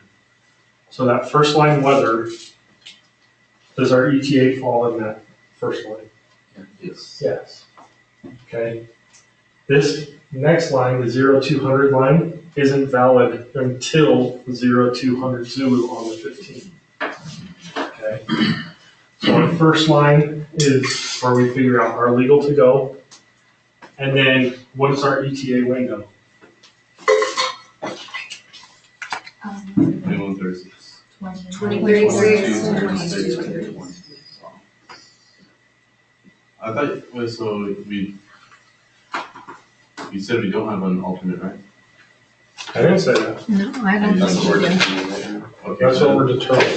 So you can't do that. So where do these fall in our TAF? Is this, first of all, is that line, are we legal to go? Yes. Yes, we're legal. Okay. Now, do we need or does our ETA window fall all in that line, or are there multiple lines? All Just that line. So, do we need an alternate? No. No. Why? Because the weather's good and visibility is great. Okay. Let's be a little more specific. What's a ceiling? The lowest layer is considered broken. Oh, no, no. Oh. Scattered or, Nope. no, not scattered. Broken, overcast, or vertical. Vertical visibility. Okay. Alright, So- you had it for a second. No, you're fine. So we have on this line, we have scattered clouds at 6,000, broken clouds at 9,000. That being said, what ceiling do we have to have? 2,000. Okay, 2,000 ceiling. So we're above that, so we don't require that. Okay. It is highly, highly, highly recommended that you memorize that a ceiling is defined as the lowest layer of broken or overcast clouds or vertical visibility. And it is highly, highly, highly important that you know the 1, 2, 3 rule. Okay. That was the other thing we needed to look at. Do we have 3 miles of visibility or less? No. Okay, when you are asked, when is an alternate required by the DADE, by Greg, what are you going to say? What is an alternate required? Yeah. Always. always required, except for when we have, right, 1, 2, 3. But I want you to Say what it spit out is. what 1, 2, 3 is. So, And that'll lead on the question, what is the ceiling? okay, so one, Almost like a broken or over test or vertical visibility. okay. What were you gonna say? I thought you wanted us to do 1, 2, 3 real quick. No, I want you to spell out what the 1, 2, 3 rule is. Okay. An alternate is always required unless an hour before and an hour after the ETA, we have 2,000-foot ceilings and 3 miles of visibility. Okay? That's just. No, not just, that is what it is. No, I was talking to myself. I was like, I always thought that we only did the 1 hour before and hour after if the clouds and visibility were bad. No, So you you're always do always it. gonna When do. you are determining whether or not you need an alternate, you will always apply the 1, 2, 3. So you do that no matter what. No matter what, every single flight. Okay. I will stick Stick that in my where brain. you right here legal to go. And alter. Okay. Everybody good to this point? I'm just, I was trying to find out. Trying to get it legal. Yeah, because I don't know why I have, look at Okay, so the estimated time of departure, if you need to take off alternate, Apply 1, 2, 3. look Yeah, at see, MELs, and then I'm check trying to get a destination flow weather. because I got too much on here. Yeah. Way too much on here. So if you guys are trying to do a flow, like you said, step 1, okay? We need to check our MELs. Okay? Check and apply your MEL. You can write these down. It's not cheating. Okay? Then we'll quickly figure out our ETA. Just do a rough estimate, right? And to do that, we'll throw it into SkyVector and go, it's 370 miles. Pad it, whatever. Once we have our ETA, we will check our weather for legal to go. And you check the weather at the destination, not the departure, the destination. Okay? When you check the weather at the destination airport, you are looking for the ETA for legal to go. The ETA and the ETA only. If the line says, like we determined that the ETA falls only, or the ETA will fall under this line, not the ETA window, the ETA. If this was below landing minimums at the airport, then we would say it's not legal to go. Okay? Once we've determined that it is legal to go, then we need to determine, does it need an alternate? Okay, so step 1, check MELs. Step 2, quickly build and find out your ETA. So do a quick direct route to your destination, from your departure to your destination, and figure out the miles. And with the miles, you're gonna figure out the time it's gonna take using 400, right? Then you're gonna check your weather for legal to go, and does it need an alternate? So we've already eliminated, like on our checklist here, do the MELs take it out of service? No. No. Are we legal to dispatch the flight? Yes.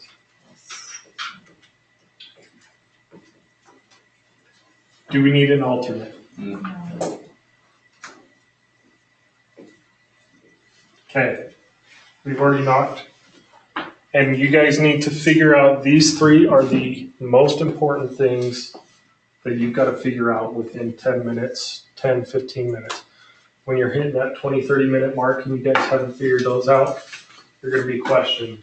And, you may be like, maybe you need to look at things a little bit longer. So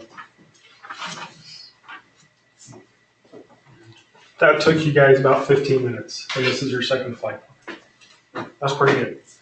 Without MELs. Without MELs. But MELs, you'll get an MEL that says like 23-11-1A, and then it'll say in there. So our MELs are in our. Yeah, you'll see a little red phone on the side here. And it'll say, cannot fly into hazardous weather.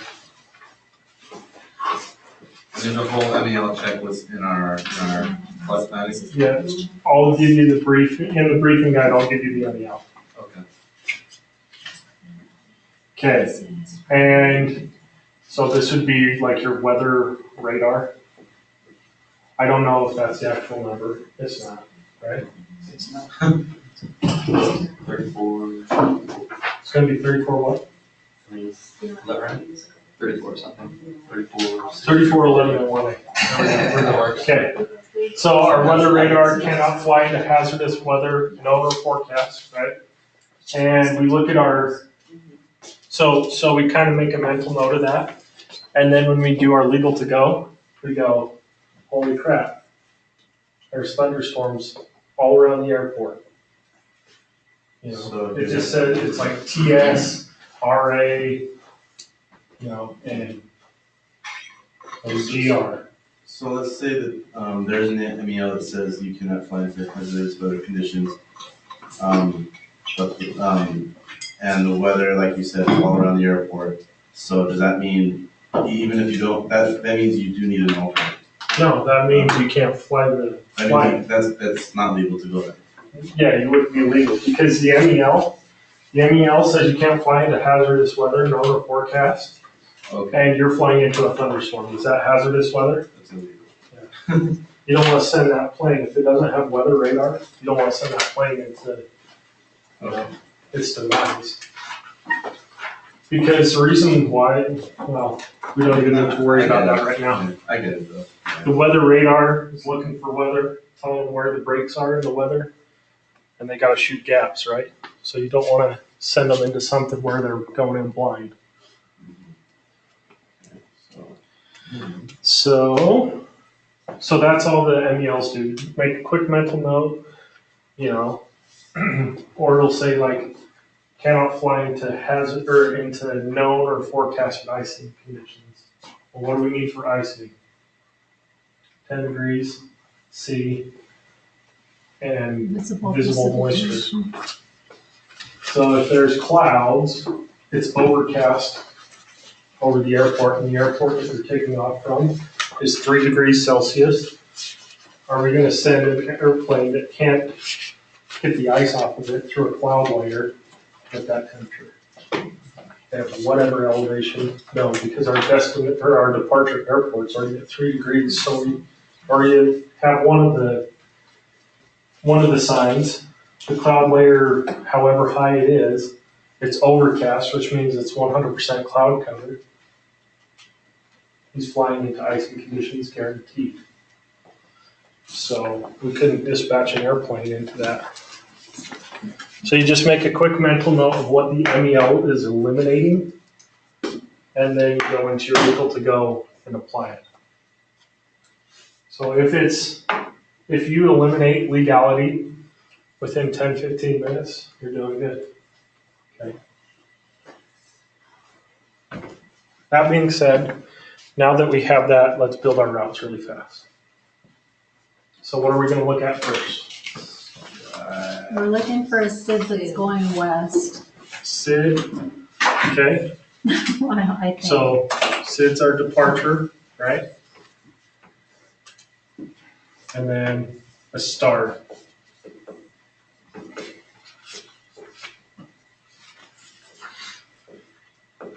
Okay. So find me a SID and a star that's not R now.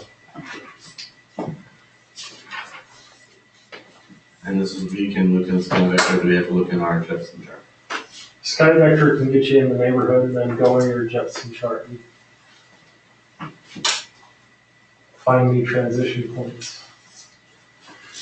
if you remember, you're sitting start, here's your airport. Typically, they'll have one north, south, east, and west. Some of our bigger airports will have two, just depends.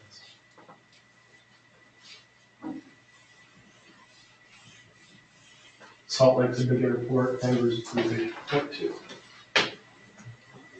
So Denver's,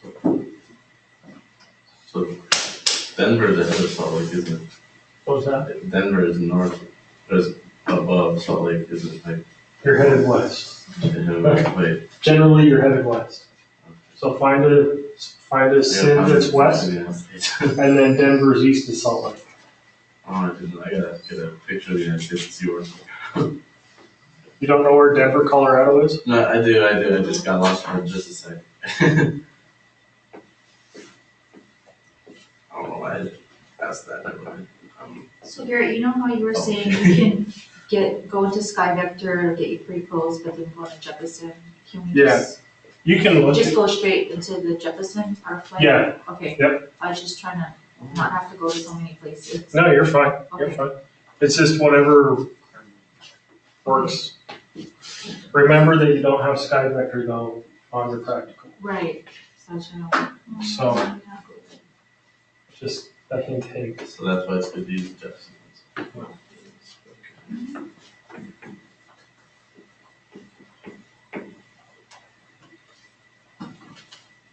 It's the one I need, second. What was that? The one I need is second. yeah. I like the Rockies three. Rockies 3. Rockies 3. Let's see. I think if you right click on it, you can rotate your chart. Nope. It's too late, you're already in. Sorry, because laptop. You're deep.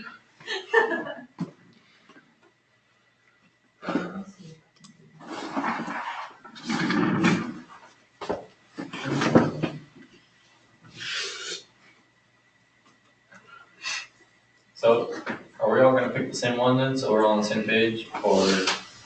Either way. If there's another one other than the Rockies 3, for sure, let me know. I looked and I didn't I find didn't see another that. I one. was like, did you guys If see there is another one, for sure. Because it's good to know. I can That's the one you gotta do. Okay, where do you want to exit the Rocky 3 at? What's your transition point?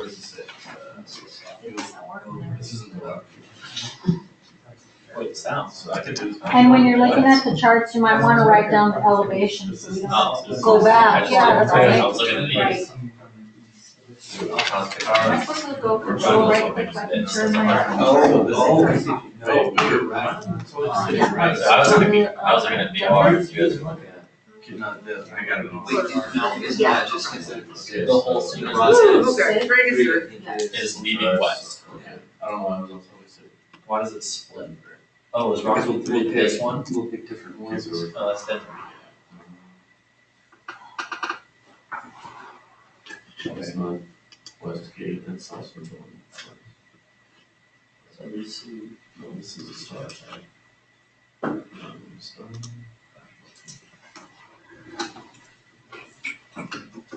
So where do you write all this So down? you know Let's how see. we, I just wrote it down right here on the Just on the bottom. map there in the corner somewhere. Yeah, I'll probably make a map if I can get the right airport sets of elevation stars.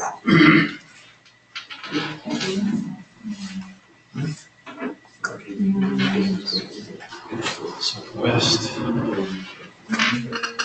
So write this down in your steps too. Make sure you write down this in your order, whatever, step, whatever you on. Step 3.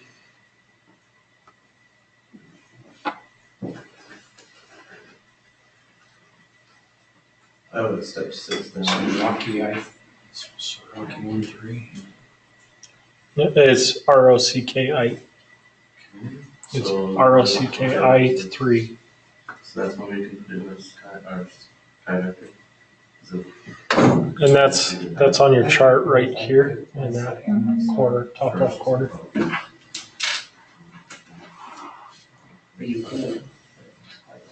Just get out of it.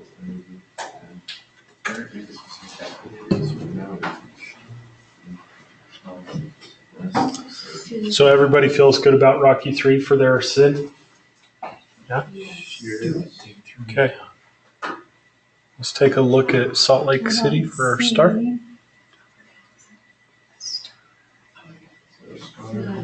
So this is when our star has to be 200 and half. Nope. Oh wait, that's because it's not the iOS chart, sorry. Virginia City.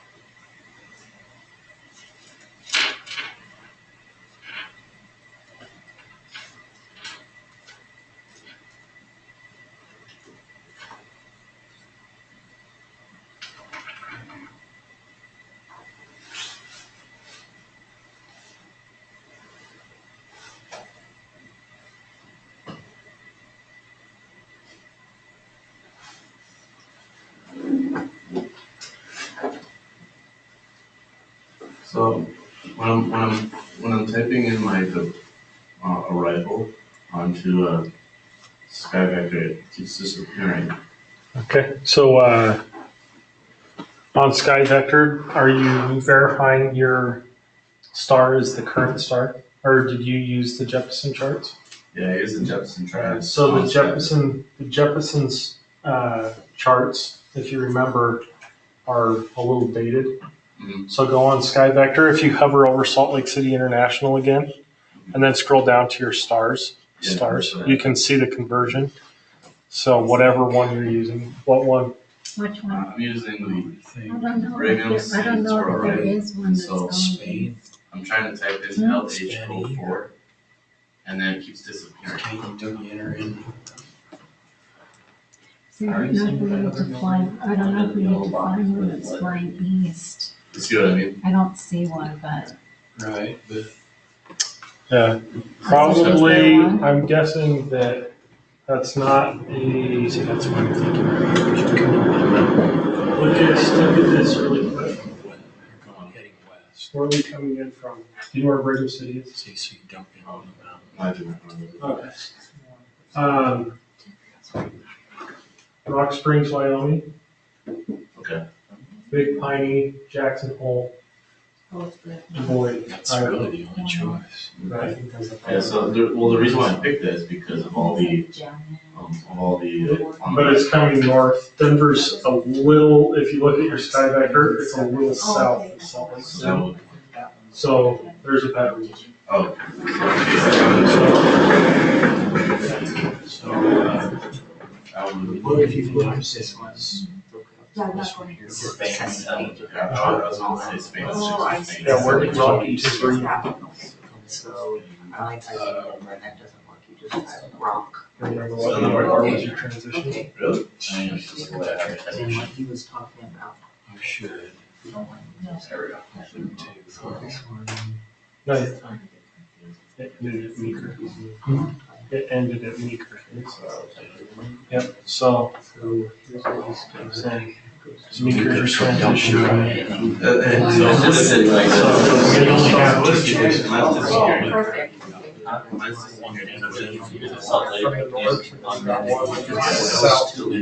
So that's why it's. Yeah. So if you're already saying that you're there, and then flying come over around from the north. Yep. Yeah. So- Now, please. Yeah, those are what you're on, this and that one is separate. Oh, okay. Got it. That's what was annoying. So this is my- So I don't have. So it'd be, Yeah. On the Jefferson, you can't. This is the easiest flight plan you guys will ever see. So we just do stars to. And it connects. Did you guys pick one? And Beaker. so do you use the Yeah, that's Spani? Yeah, Is so that how it's pronounced? Spani? I think it's like Spain. Spain? Spain 7. That's pain. That's Spain. That's pain. It's Spain. Like it's right. It's Spain. It's right. Gary, can I ask, would it be weird to have a deviation from ISA to be like 15 degrees? Nope. My numbers, I've never seen it calculated that far off, so.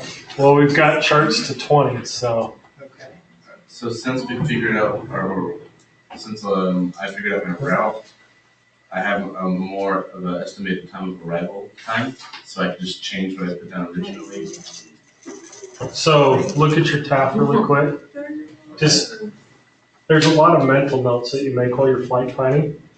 Your TAF, remember how your TAF went from 1935Z all the way But it's until not Spain. 0200? So it doesn't matter what we have down as our simplified or our estimated ETA, it's all gonna follow that same. So Also on that, it's, I already see at the beginning. I don't know, is it Spain? 2136, see, but he pointed something out. So Yvonne. 21. But our TAF line, Oh, I'm gonna look. The our short TAF was written I didn't pay in attention. 1935Z. Okay, this is The SID dumps you out.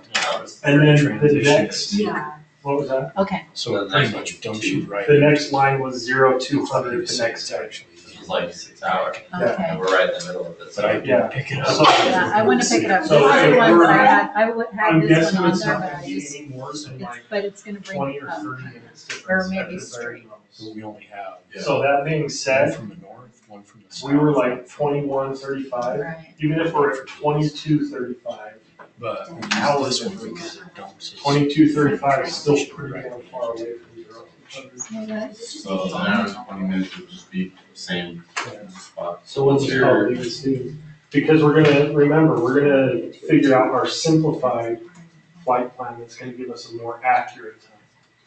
You remember our simplified flight plan on this last one? What was our estimated fuel burn? It was 5,200, and then our actual was 5,183. Simplified gets pretty close. Does that make sense? Yeah, I'm getting lost on what to do. Because, Work on no, our well, we'll get to line. that. We should need a. Oh. What am I doing? I'm sorry, That's I'm. I our wonder next what, step. I Our don't next know step. I don't if know this why I'm will be getting so it. lost. I don't know if this is it. You changed it and typed it in. Next. I know. Okay, so. Now we gotta delete get your ours. slide. I don't even know where that came from. Yeah, I just did it. as soon as you type in Rockies 3, Uh-huh. it automatically adds KSLC. Okay. Okay, so I got Rockies So- three, is that EKR? Nope. It's on. You don't need KDEN because your KDEN's up here. Oh, okay. Is that just, that's Yep. automatically Rockies running in three. there, is that okay? No, the EKR? Oh, yeah, Okay. that's your transition point Because for, now that we have the route stuff. Okay, and now I can type Skyvector's Spain just- 7, yeah, and it should be, and then you'll be good. okay, thank you. And delete the KSLC. Step. I'm not. I can't tell if my Spain subject's seven. correct, just wanna make sure. How is this like? No, you're fine. It's no worries. Sorry. You're trying to learn a new program Yeah. all at the same time. So step one, MELs, figure out your MELs, legal, and alternates. I would, Okay, so. Well, I would recommend- Rewrite all this. Um, You don't rewrite all There this. has to be like Do a it right step now, route we're waiting. somewhere in the middle here, I'm just so trying you to don't figure it forget, out. step one. Sometimes it'll And if put you it look right at in there Adam's for me. situation, His was a little more confusing to understand. but if you write it as So we you know, just it's enter in a Rocky separate piece of high paper. three, right? Step one, Yeah, I put, MEL, Denver in step there. two, weather. Step- I don't or know step if I two, need to put ETA, that step in there. three, weather. and then We're not I have adding to do this it. fuel. You have to capitalize I these. figured out. with I've been my doing routes. it. So for my burn and payment route, do I put base that off of the 400 knots? No, so we're gonna do something with this number. And then you Our put in your estimated, we transition, right? figured out our estimated, so now we're gonna get Yeah. into our simplified. I don't know why. Just kind of divide the flight time into three sections. Okay. You first do your estimated, then you do a simplified, and then you do an actuals. Okay, I have my simplified distance, I just. Right. Now you have your actual route Right. as far as distance goes, and now we'll adjust it for our simplified. Are we not adding reserve fuel? So, We didn't do it last time. yeah, okay. So, good question. So let's think about this really quick. So what are some things that we would need to add reserve fuel for? Reserve, or hold, or contingency? So hold fuel, remember, so bar H, right? This is required for every flight. So bar is burn off. So burn off. A is our alternate fuel. Okay. R is our reserve.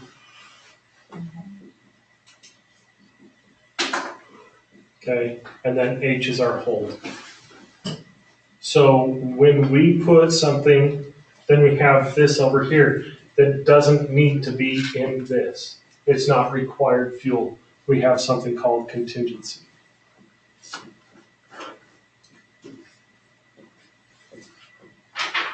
Okay, so if the reserve, we're just always gonna calculate it at 45 minutes, okay? That will just always be there. Reserve, we take on every single flight, every single day, and that's it. 45 minutes of reserve fuel, and that's like if an emergency happens, or if they do a couple missed approaches, or, that's just the what if fuel. Okay. Hold fuel, why would we put hold fuel on?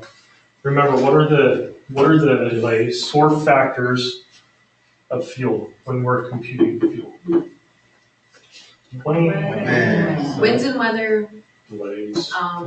anticipated Traffic delays. Approach and misapproach. One approach and possible missed approach, right? and then just anything else, basically. Anything else, right? Okay, What qualifies as anything? I like that. else? Anything. anything else. Anything, all of the things, Pretty much. yeah. A tornado all of a sudden touches down on your airport. Oh my God, yeah. Has that ever happened? Godzilla, yeah, sure. I'm sure it has. Godzilla comes and takes out the tower. President Trump decides he wants to go to Mar-a-Lago, and that's where you're going. Okay, That's anything else. okay. Covers. Okay, that being said, when we say hold fuel, what kind of does that fall under? Anything Second, or the first day, second Anticipated traffic. else? anticipated traffic delays, traffic or weather, really at your destination airport. So you got your wind and weather, the first two are gonna be your hold fuel. So if we have any reason that we're going to be holding at our destination, we put it in hold fuel. Now let's take a quick look at our weather. What's our weather at the ETA?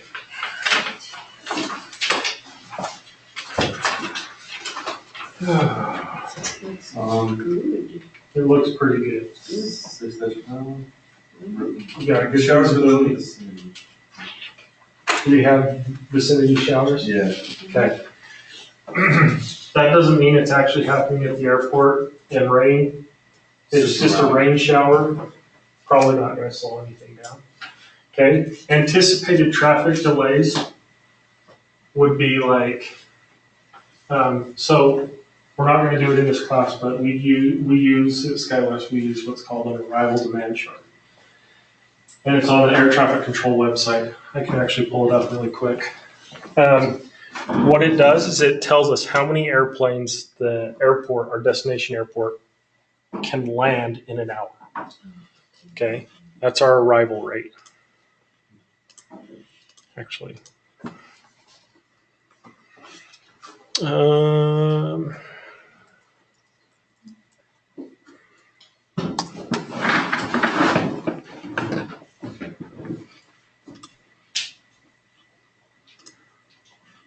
it's probably already in here.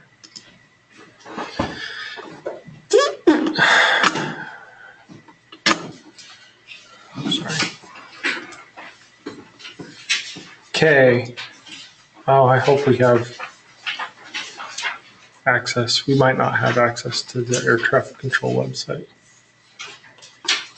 We don't. Anyways.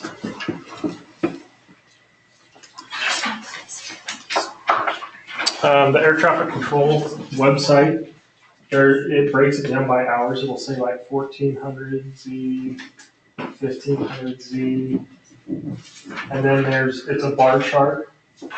So you have, this equals 35 aircraft, but your capability of air traffic control is 30. So that means there are 5 airplanes over their capability for that hour. Does that make sense? So that's what we've used to calculate, hey, there might be some holding to allow air traffic control to sequence everybody in during that hour. Are we the ones that do that, or do we just check and somebody gives us that response? We will look at the chart. Oh, so we actually do the figuring? Yeah, so we'll actually take a look at the chart and go, 14 to 15 Z, they're over demand by like 20 planes. Got it. Oh, okay. So we're probably going to be holding for like a good 30 minutes. So we'd have 30 minutes of hold fuel onto our. Oh, okay. But in this class, we're never going to do that. We're never going to hold, or we're not going to have anticipated traffic delays, just because you guys don't have access to the air traffic control website. So we'll just do weather for our class. We'll simplify it a little bit. Wind and weather. So at our ETA, the weather looks great. So do you think we need any hold fuel going into it? Let's say it was at like 2 miles and they had like 800-foot ceilings. You think that could slow things down a little bit? Probably. So we could throw on 15 minutes of hold fuel. But if it's like 6 miles of visibility and we have high ceilings, let's not worry about it. Now let's say that there's thunderstorms en route. Got this big old cloud. Here's Salt Lake, here's Denver. We've got this big old thunderstorm. And then we have a convective SIGMET box over the top of it. And we can see little lightning bolts in here saying that there's a lot of lightning going on. We're going to fly around that, right? So we can plan our route around it. Okay. And then because we know that there's weather and we may be skirting pretty close to the edge of that system, to the cells, we're going to give them like a padding, and that will all fall under contingency. Do you know how much fuel to give them? It depends on how long the route is, and it depends on how severe the weather and stuff is. So contingency fuel, the other reason why we then add contingency fuel is like if they're de-icing at the airport. We would add some contingency fuel. Because we need to give them extra fuel to burn in order to get de-iced. It's like 30 minutes sometimes, those lines. In fact, Salt Lake City, like 3 weeks ago, our average taxi out time in Salt Lake City was like 2 hours and 45 minutes. because they were de-icing. There's a big old Delta block, and we had a lot of flights just hold. But anyway, so contingency fuel is the fuel that's contingent on weather or the pilot making changes to his route. So with contingency fuel, we would just say, depending, like Salt Lake to Denver, it probably wouldn't need much to route around some weather. So if there was any weather en route, I'd probably just add like 15. That's kind of my minimum. But let's say you're going Seattle to LA, and there's like a lot of weather en route, I'd do like 30 minutes. But the thing about contingency fuel is the pilot does not have to take contingency. He can reject the contingency and take off without contingency fuel. So do you talk to him first and say, oh, Do we you, try or to you talk just him try to into put this? You never have to talk pilots into adding fuel. Okay. Never, ever, Yeah, ever. they always want fuel. They always want fuel. If you ever ask a pilot, I ask them every time I jump seat, I go, what's your one gripe for me as a dispatcher to take back in a flight? It's always, I could use a little more fuel. Okay. So they'll always take fuel. The only time that they will not take the contingency fuel is if they feel it's not a safety of flight issue and it would be bumping passengers to take the contingency. Oh, okay. Does that make sense? That's probably the only time you'd ever see a pilot say, maybe we shouldn't take 200 extra pounds. So it's not that he doesn't want it. he doesn't- It's always, Yeah. there are pilots that are super old school and they don't give a shit if it's bumping 10 passengers. They will put on, they want to land at 3,500 pounds of fuel, which is absolutely ridiculous. But they're old school and they're like, nope, that's what I want. And they will put it on every single flight and they'll kick people off their plane. Wow, you just have As to long as they're the ones doing it. As long as they're the ones As long making as that they're the call. ones doing, yeah, as long as they're the And ones my doing name's it. not, and I notated that I did not plan that fuel, then I'm clear. Mhm. I'm not responsible for the pissed off customers. So, You didn't make my flight. I'm just yeah. Yeah. Okay, Do we need to add 45 minutes of reserve fuel to our fuel, yes. So 45 will always be there. which is 2,500 pounds? And we always have to do that at 2,500 pounds. Oh, that's good. Once they're on the plane. So when we found our estimated That's fuel right, I should remember that. right there at 37, 33, should we have added 2,500 pounds to that? We'll add that later when we're looking at charts. But we want to keep them separated, our burn off, because you need, if you remember on your chart, you need release fuel, Yeah, we'll grab you one. you need Minto fuel, and you need zero fuel. Yeah. So we need these different stages of fuel. So we just keep them separated and then we'll add them up when we need to add them up. Time flies when you're having fun. Okay, so we built our route. Okay, we've got a pretty accurate ETA, right? We found out that if we're legal or not. Okay. Now, what we need to do is let's check NOTAMs and just make sure that we don't have a NOTAM taking the airport out. So what I want you guys to do is when you look at NOTAMs, so you don't have to keep looking at NOTAMs, what is our scan? What are we looking for? Runway or airport. Runway, airport, ILS, if it's our destination. So do a quick scan, but highlight every runway that you see. Highlight so that you don't have to scan the entire thing every time.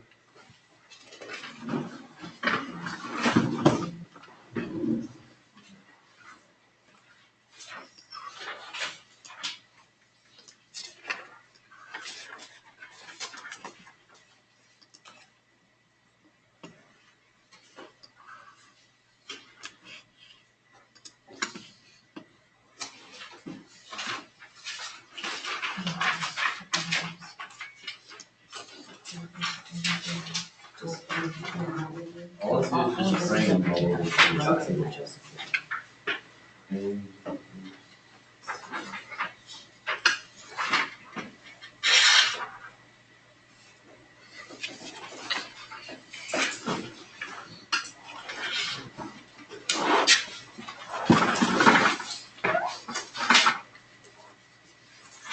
It got toasty in here quick. Is everybody else like?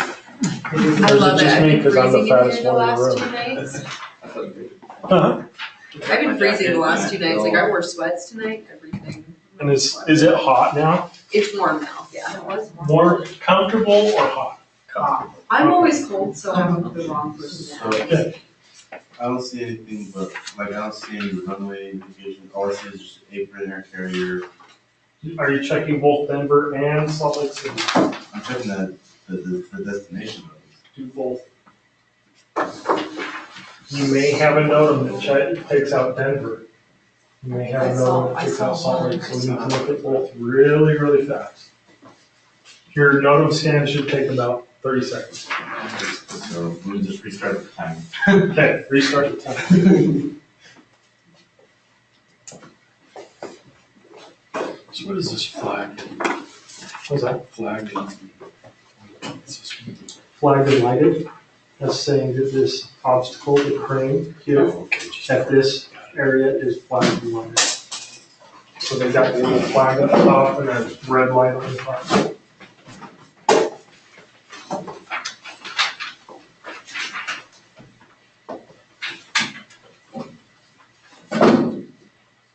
Everybody see their notes? I got my first note. Okay. Okay, do your quick scans or something like, I thought you dissected Salt Lake pretty good. Yeah, all I see is apron, air carrier. Okay, then we don't worry about it, right? Okay, Denver, I flagged a total of 5 NOTAMs, just because they said runway. Yeah, If I got 5. Okay, so runway 26 at Pappy's out, do we care at our departure airport if the precision approach lights are out? No. Okay, their ILS for runway 34 is out, do we care? Nope. ILS for 16 right's out, do we care? Only for landing. Runway 7 Pappy's out of service, do we care? Nope. Runway 16 runway threshold lights are out of service, do we care? Nope. Okay. So does Denver hurt us in any way? The NOTAMs? Yeah. Okay. Let's go down here to Salt Lake City. Did you guys see any NOTAMs that we need to take a quick note of? No. Okay. There's nothing that says runway or ILS, like nav. Okay. That being said, you guys highlighted all of the ones that needed to be highlighted, right? Or marked them so you don't have to rescan the entire block. Okay. All right. So that being said, we don't have a NOTAM that takes us out of legalities either. So that'd be kind of like step 4. You're out, now you're. No. Yep. So step 4, check your NOTAMs. Just do a quick scan, 30 seconds. Okay. Now that we have our NOTAMs checked, let's do our weight and balance. Finally, something I know. Something that you guys, I'm gonna time you guys. Let's see how fast you guys can get through NOTAMs. Okay. Or through weight and balance. 30 minutes. No, we got the rest of the flight plan to do in 35. How long does he usually want us to do these until he says something? What was that? How long does he let us do the weight and balance? The rest until of he the says flight something? plan Yeah. doesn't matter. The only thing that he's gonna start, like, what is he doing is if you don't catch a legal to go thing. Okay. Because if you're not catching that legal to go thing right off the bat and you're calculating legs, then that's just wasting everybody's time, right? So, and it's not even that he necessarily like, yeah.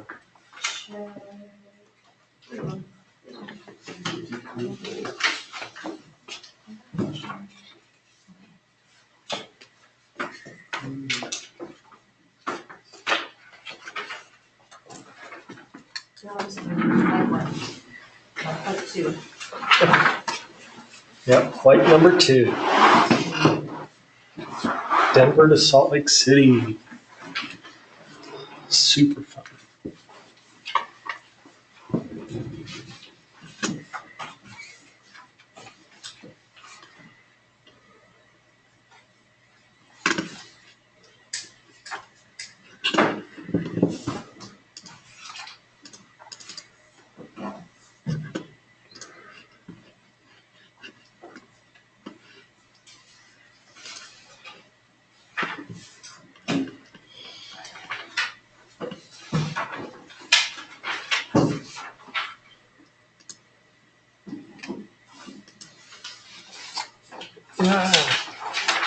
At least I'm recording.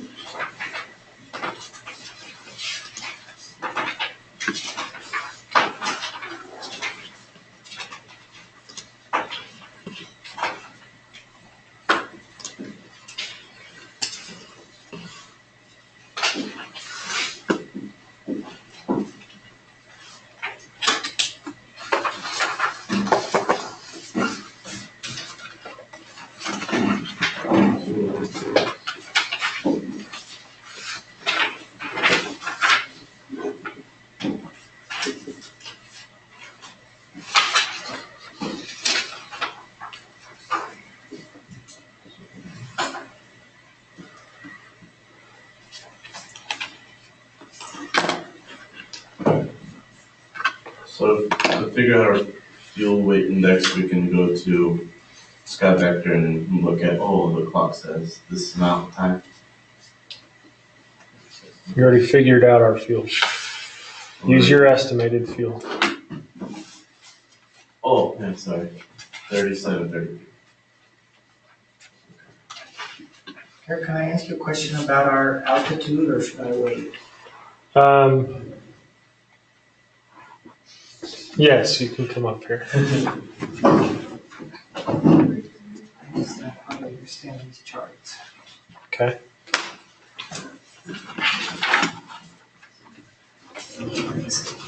I guess this isn't considered a short flight then, as far as these go. So we're not quite to simplify, but yeah. Okay. And so I'm trying to find what our cruise altitude's gonna be. So keep going. Is it this one here? Nope. No, I didn't. Oh, It's gonna be right there. Oh, So this is your weight. which is 65,000. You gotta figure out. How are you building this thing? Oh, so that's the origin. So, Okay, so now altitude, so once we figure out our Putting weight, everything we'll go in to our the IC deviation and over to our And passengers. okay, and I figured out the ICD. all my passengers, Okay, good. I have 64 of them. So I can't remember who I had 64 last time. I know we figured out. I know it was pretty close. But I think if we load them, this plane is actually pretty light, or it feels light to me right now. 45 minutes. So we have 55. We have 37 and 33 is and just our rough estimate. Oh,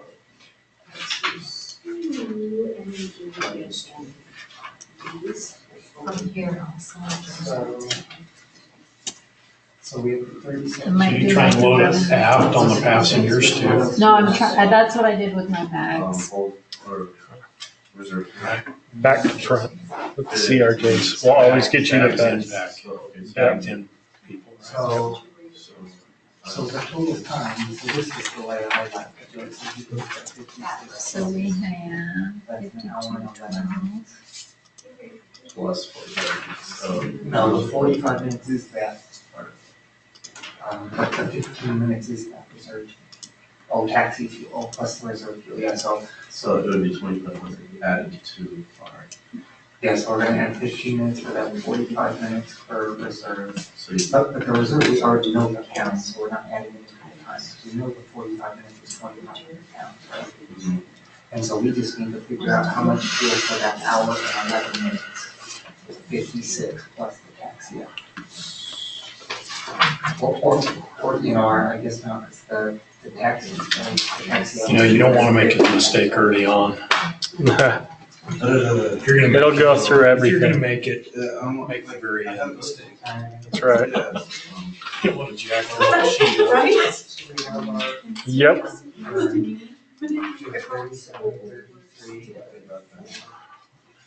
Reserve is 25 minutes.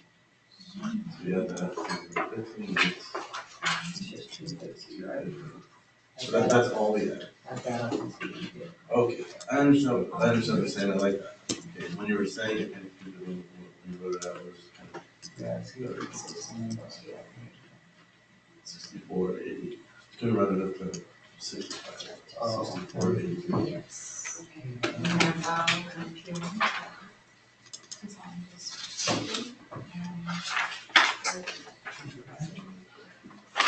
That should be the right amount.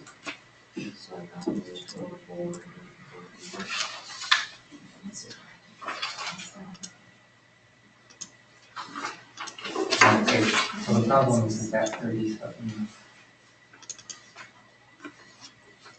Okay, so you got that based off of dividing 60 times 50 and everything. I always thought we had. So you can't put 12 people in row F? What was that? Wait a minute. I'm confused. Oh, if I put 12 people in row F, Yeah. So on your PIN card, it will tell you the max amount of passengers you can have. thank you. Yep. It's only. So just move them from your back to your Yeah, front. that's great. Why is it only 37 for your first hour?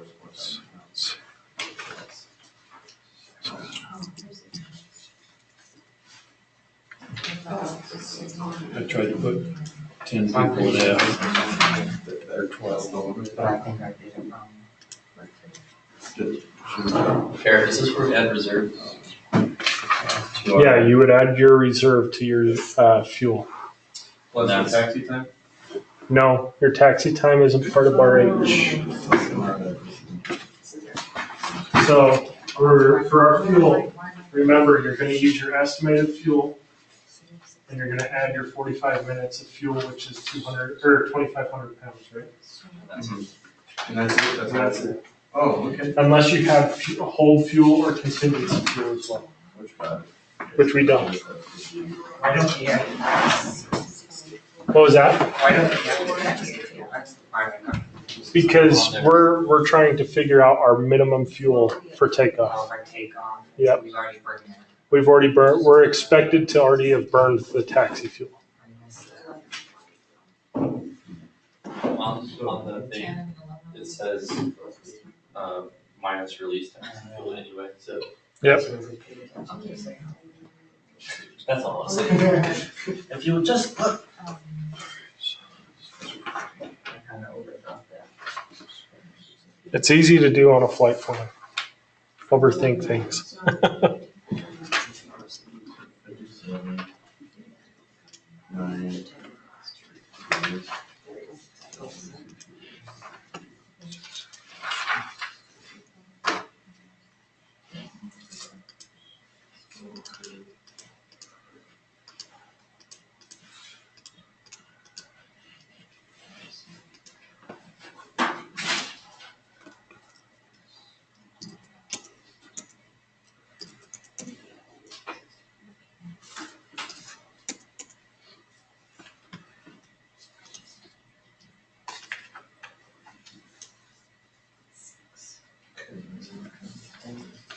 And that's our Minto, right? The estimated fuel plus our reserve fuel is our Minto. Yeah, that's what we're gonna call our Minto. And remember, we just adjust as we get into our flight plan a little bit further. Once we figure out our simplified, we'll adjust, and once we figure out our actual, we'll adjust.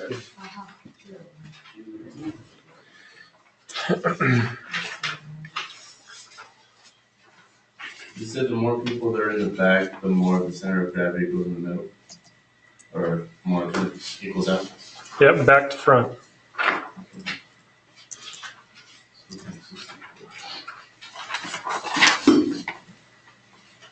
So Evan, can I ask you about the take monthly? 64,215. Okay, thank you. Did you? Yeah, that's Okay. What was your index? 49.5. 152. Where'd you put your passengers? I subtracted one passenger from every compartment. They evenly distribute them. So I did 11, 11, 11, 11, 9. Okay, so 11, all of them. Like the last one, I think. Okay. This time, take it, that's not what you did. No, I did 10, 10, 10, 12, 12, 10. Okay, so We all got all different. I should have asked where you wanted. Did you put all your bags? No, you guys decide where you want them. Everybody may be a little bit different here. It's more than mine. 16. It was better where you put your passengers than where I put my passengers. I'm gonna always throw people's back because it's the smoothest ride anyway. So.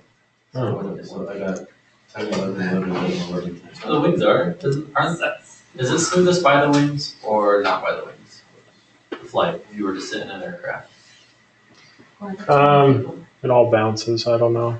I think the front, like on a 75300, like if you're in the back and it's turbulent, you're like on a roller coaster, but if you're at the front, it's not near as bad. I don't know if that's the same on a CRJ or not. That's probably it. I guess that's why they put first class in front. I know that. So when you have a front-loaded airplane, your CG is more to the front. It's actually you get better performance, better cruise as far as your cruise speed's higher and you're a little more aerodynamic. So is it more than why don't they put the wings in the front or the CG in the front? You're more stable with the weight loaded to the back.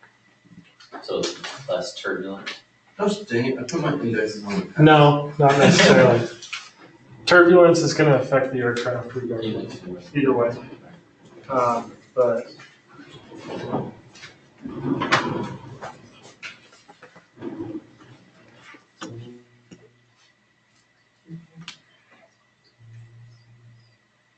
That should be the same. Should be the same number. Because I went with my F-40 already. That's fine. I didn't do the 703. So 13, 40. Oh. I do that. Oh, you rounded it. No.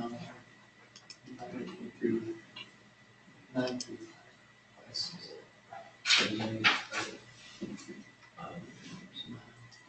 Should still have the same. I don't know, Joe. Why are you doing it?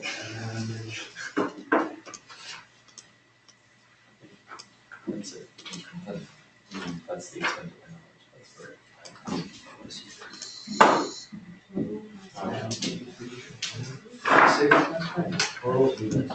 Did you put your passenger the same way I did? It makes sense.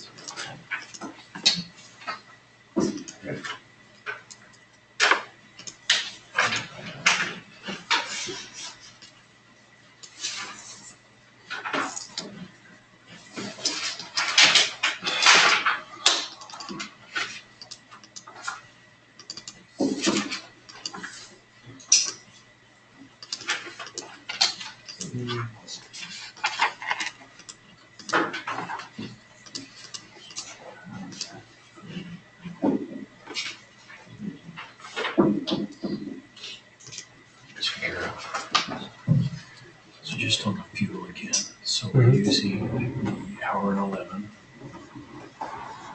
The 3733. So how are you just wanna Nope, because that's your taxi. Oh, so you don't have it, so it's just 56. Yeah, you're 56. But we figured that out at the 3733 is our 15, or our 56 minutes. So we do the 3373 plus the two. The 3733 plus the 2500 for our fuel.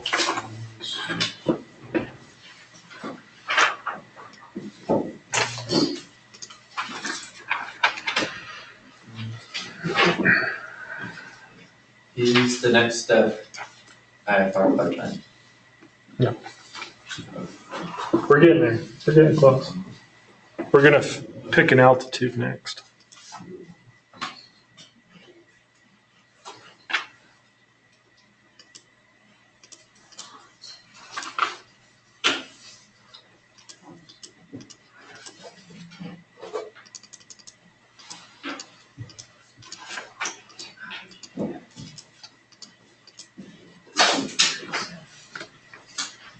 For that?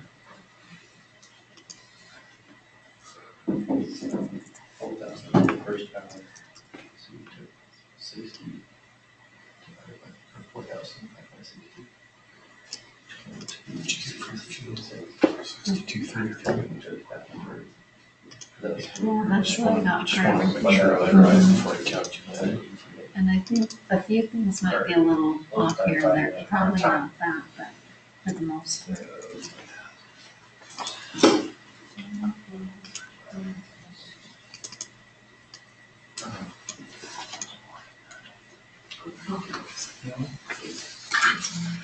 Okay, so let's do it. For whatever reason, I tend No, to might because, like to go in here and just dive back You there. must have it in hours or minutes, whatever it is.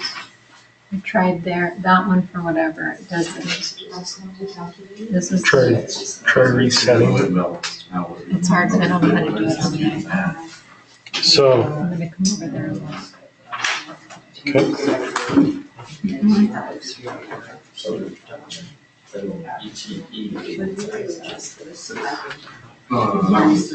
So we'll just do it the same way. We'll start. We'll do KDEN Okay. to KSLC. If it's not liking anything that you're doing here, hit that new What plan. did you do? 76.6. And we're going to put in our Rocky, they're gonna put in Rocky Oh, 13. ROCKI 3, Yeah. right? So Rocky 3, So what did you hit do? enter, and it'll populate your Rocky 3. It's because I was hitting Rocky 13. Close. Oh, okay. Okay, and then I think we did Spain 7. Yep, SPANE Oh, 7, my index might be. and then hit enter. Remember to take out Salt Lake City. No, for fuel. Got to take out Salt Lake City. So when I did Rocky 3, it said EKR KSLC. Okay. So make sure you erase the KSLC. No, no, as my. Thank you very much. Yeah, my fuel. Yeah. Yeah, we're actually right where we were. Yeah, that's. I don't know. It's almost like we're right where we were last time, and then I think that match number, whatever again. Now, Look at my mom. Release. I don't think you're on, Oh. Swear to God, my phone back and because you're at 59.8, my phone back. and I'm, because, okay, so that number's right. The passenger, it's gonna be different because our passengers. iPhone does 30%. So we're about to, Your battery's good. because my passengers. Your battery's good. I think everybody's passengers. And he says, Yeah, 80% of me. Well, see, now it's gonna go right back on. Just follow all the way. that'll come into play. Yeah, it's fine. Right. Some help on It comes, this item thing. I've always had trouble with figuring out the plus or minus. I it can comes figure into out the play over PV. here. So I figured out that's the field elevation at Denver. And the I set 4 degrees Celsius there. Okay. And we're actually at 18 degrees. And so a 14-degree difference. Well, that's good, Yep, at least so I know how to do that. Yeah, so you're 14 degrees different. That's the So, only I part don't get of if that's that, a right? plus or a minus. okay, so if we go back to our like elementary math days, Now, like I literally had to draw this out. So here's your like a negative 15, Okay. here's 0, Are you lost? and your positive 15. Are you lost? Okay, just so not our on the ISA, word stuff, you've Not got on this, something. I'm not and this is our number line, Yeah. right? So I'm like making my own word. So our ISA at And he's Denver giving is us 4 like, degrees, right? so he said next we're gonna pick our altitude, I don't know if it's this light 4 degrees, level. that's us at Denver. Easier. And the Yeah, you temperature like at once you do it, Denver is 1, 2, I don't know what 3, to do, 'cause 18 Right, degrees, like the right? first one I knew last So, time. I was getting- Now we just, are we moving right or left on the number line? Right. So if we're moving to the right, I that's don't have always a it, positive. no, I don't have that yet, Okay, so that would be a positive but I'm on 15 my way degrees there. The way I was thinking of it is on our whenever chart. This is where Whenever I'm. the actual temperature is warmer than ice, it says a negative number for some No. reason, but it's backwards. But that's, so at a higher elevation, right? That's why I have to do this number line. Is because at higher elevation, you're gonna be, let's say you're at 39,000 feet. Ice at 39,000 feet is something like negative 64 degrees. Yeah. Okay, so I have to literally put out like, if it's negative and we're increasing that number, which is like negative 68, even though it's a bigger number, we're moving that to the left, which is a negative direction. Oh, it's So after it would be 15 minutes? minus 4 degrees In that case. in that case. See, I And that's why it throws me off. I can't ever see, does that seem about right for that? That seemed like a big differential, so. Yeah, so 5,400 feet, just to kind of, we'll just kind of round that to 10 degrees or 11 degrees, depending. So And that's. it's 55.5. We know that it's 1 or 2 degrees per thousand. So 55.5 would be 11 degree difference, right? So we take the 11 degrees off of our 15, which gets us to 30 degrees. Okay, so it all looks good. Okay, so I It's guess just, my sign. I literally, for the first little while, I had to draw the number line. And I had to go number to the right, positive. I've done a lot of practice problems and I can figure out the number, I just can't get the sign right. Yeah. Can we stop at Thank weight you. balance so I don't get confused on anything else? Please? Can we stop here? Sure. Yay, thank you. Okay, is Because everybody, I've understood everything up to this point and I just don't want to screw it up. yep. So everybody good? Everybody get your weight and balance done. Yes. Yes. Okay. So we'll do another 2-day on this flight plan. This is your first one, but it should only be, I think you guys will fly through this next part, so. Well, now that we kind of. And remember, we spent the first, like hour and a half of class finishing off stuff and getting pizza. So, Just to boost the confidence. just to boost our confidence. And so you said next we pick our altitude, is that what? Yep, I next just we'll have pick that our wrong. cruise altitude.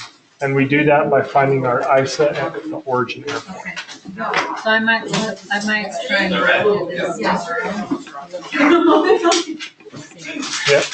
So we are. You know what? If you guys want to continue on and you guys feel like you can figure it out, if you guys want to watch the videos, you're more than welcome to. Okay, I'm not going to make that a requirement. Yeah. But tomorrow, regardless, we're going to start the class off with selecting our altitude after that we've done our work. Okay? I don't want to get ahead. Yeah. If And you don't then want you to want get me to ahead, put all this together and give it to you tomorrow? Our that would first be one, fine. because this is flight 2 now that we're working Yep. on, right? Yep. We have class. You have to have 5. So this is just what helps me out personally. So first step is MELs. Yeah, I do just want First step is legal, altitude, MELs. Second step is Gordon, are you we gonna work on your figure out class? our distance, speed, figure out our I just selected my. when we're gonna get there, 56 minutes. So, And then. so you gotta slow down. So in I order might to figure figure out, out, I might try and work on it, but I just so in order to figure I'm out trying really hard to go, put my days that I what we took use off and wasted. So if you guys all wanna like. so our TAF is a time Saturday I based can't. for. Oh, that's right. Sunday. Any day. So we need to find I'm just an estimated time That's where we figure out because I miss it once in a while. So after we've looked at our So I'll get MULs, this thing, I'm gonna get this under we need to control find our, and turn it in we tomorrow, need to so do I an don't lose estimated it. I'll make my team full. And then I will So that probably means that watch your we video. look at our 2 airports, we do a direct line, figure out how many miles that is. He just put it up, Whatever the mileage is. Probably. The only I'm not- problem with day 2 is the It's all second. to do that. We divide that by our 400 knots, and that gives us our time. And it's kind of funny. Once we figure out our time, we can figure out, are we legal? Do we need to? So I kinda got it mixed up. Class with all the stuff on the board is not A little bit. really- But, yeah, well, I noticed that too. So watch the video. Watch the videos tonight. Right. And then your other one is here. Does somebody wanna do me a huge favor? I'm like. We kind of wanna, like, they want us to make sure that we're keeping this room clean. If we just wanna tuck in your chair and then just grab the garbage. There should be a couple garbage cans on the way out. Just get it into one of those. Thanks. Yeah, thank you. Have a good one. Glad you out. Yeah, that's fine.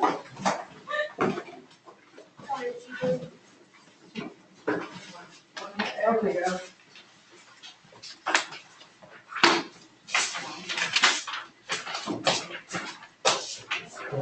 So is this, what grade levels is this academy here? Is it K through 8th 12? grade, I think it's 8th grade through 12th grade. It's pre-college. Yeah.